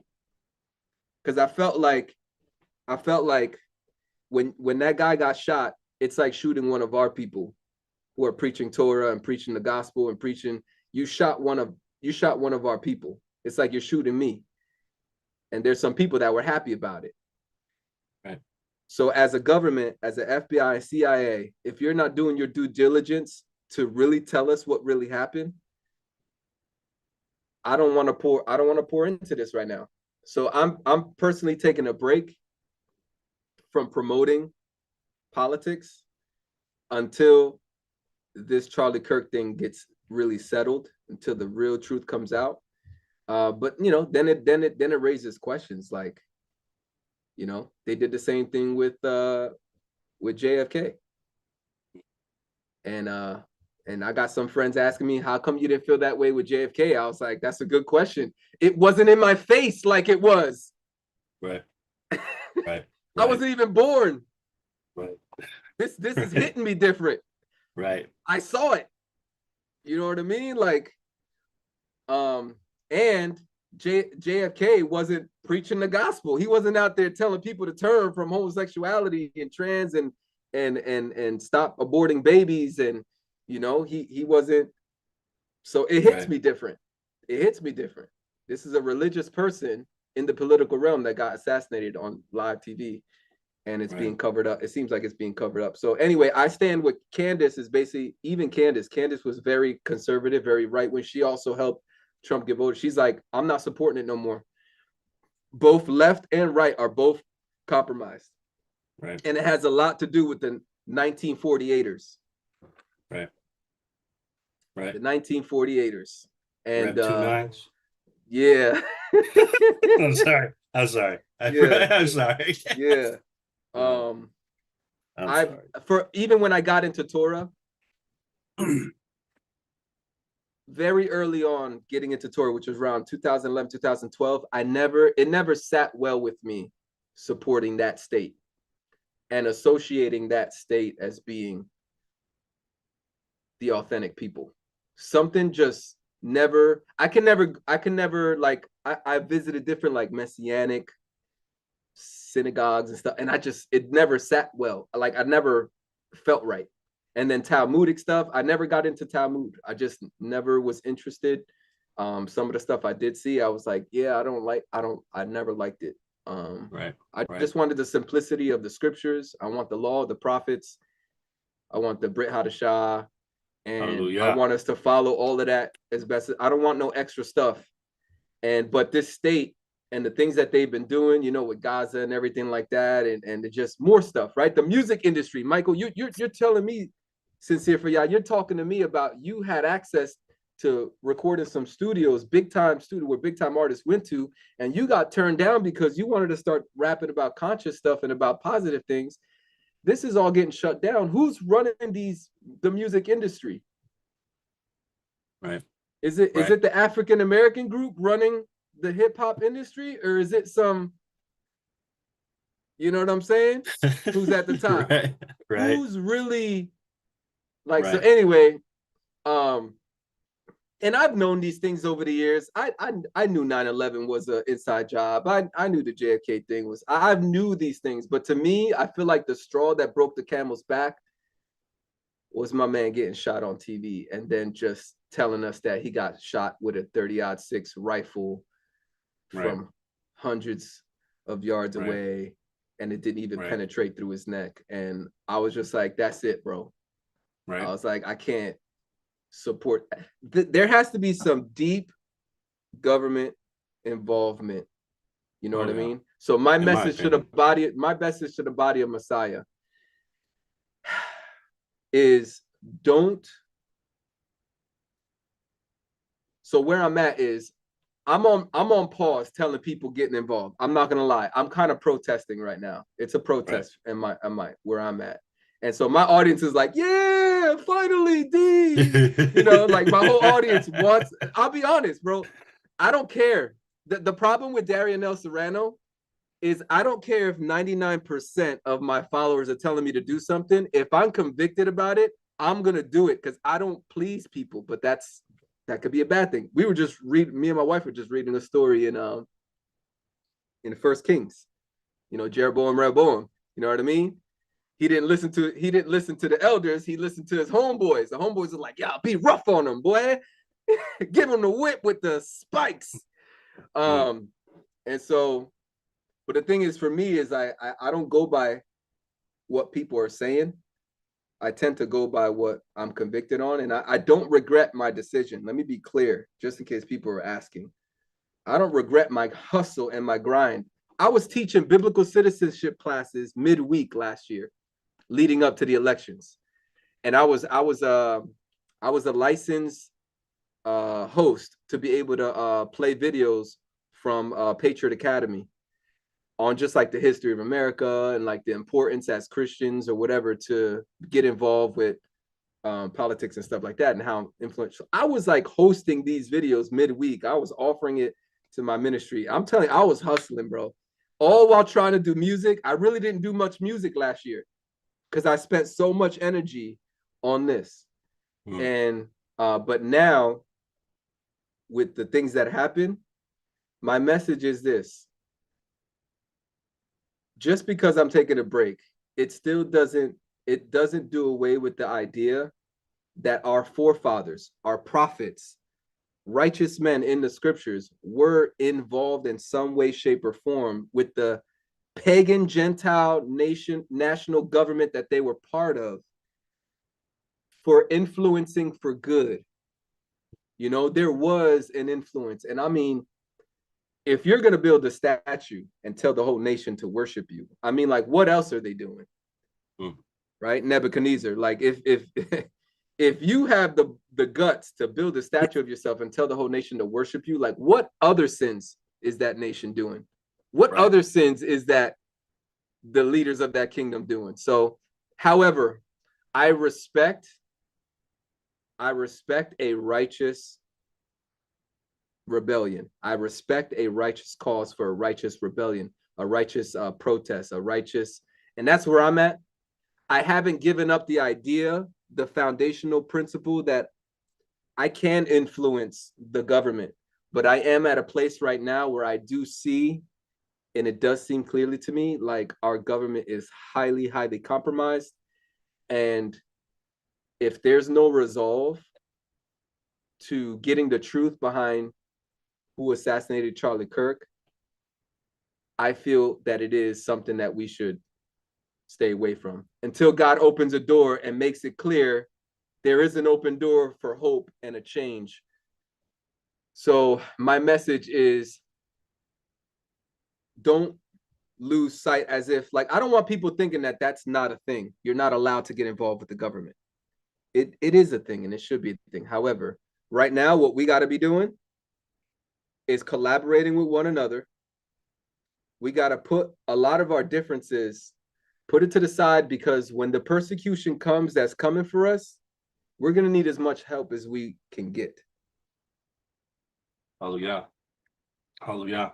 So I'm sorry if I lost people. If you couldn't be patient enough to wait for me to say what I just said, hopefully you'll watch it on the replay. I'll chop it up in the video. But the most important thing that we could be doing, and I said that before too, Syncere. I said that before, Mike. I said we should be doing ministry, most importantly, and throw a little gasoline. Remember I said that? So I stand by that. But however, I'm at a point right now where I don't even know if I want to throw gasoline over there. Right. I want to, and I'm keeping my eyes out for an opportunity that makes sense to me to start doing it again.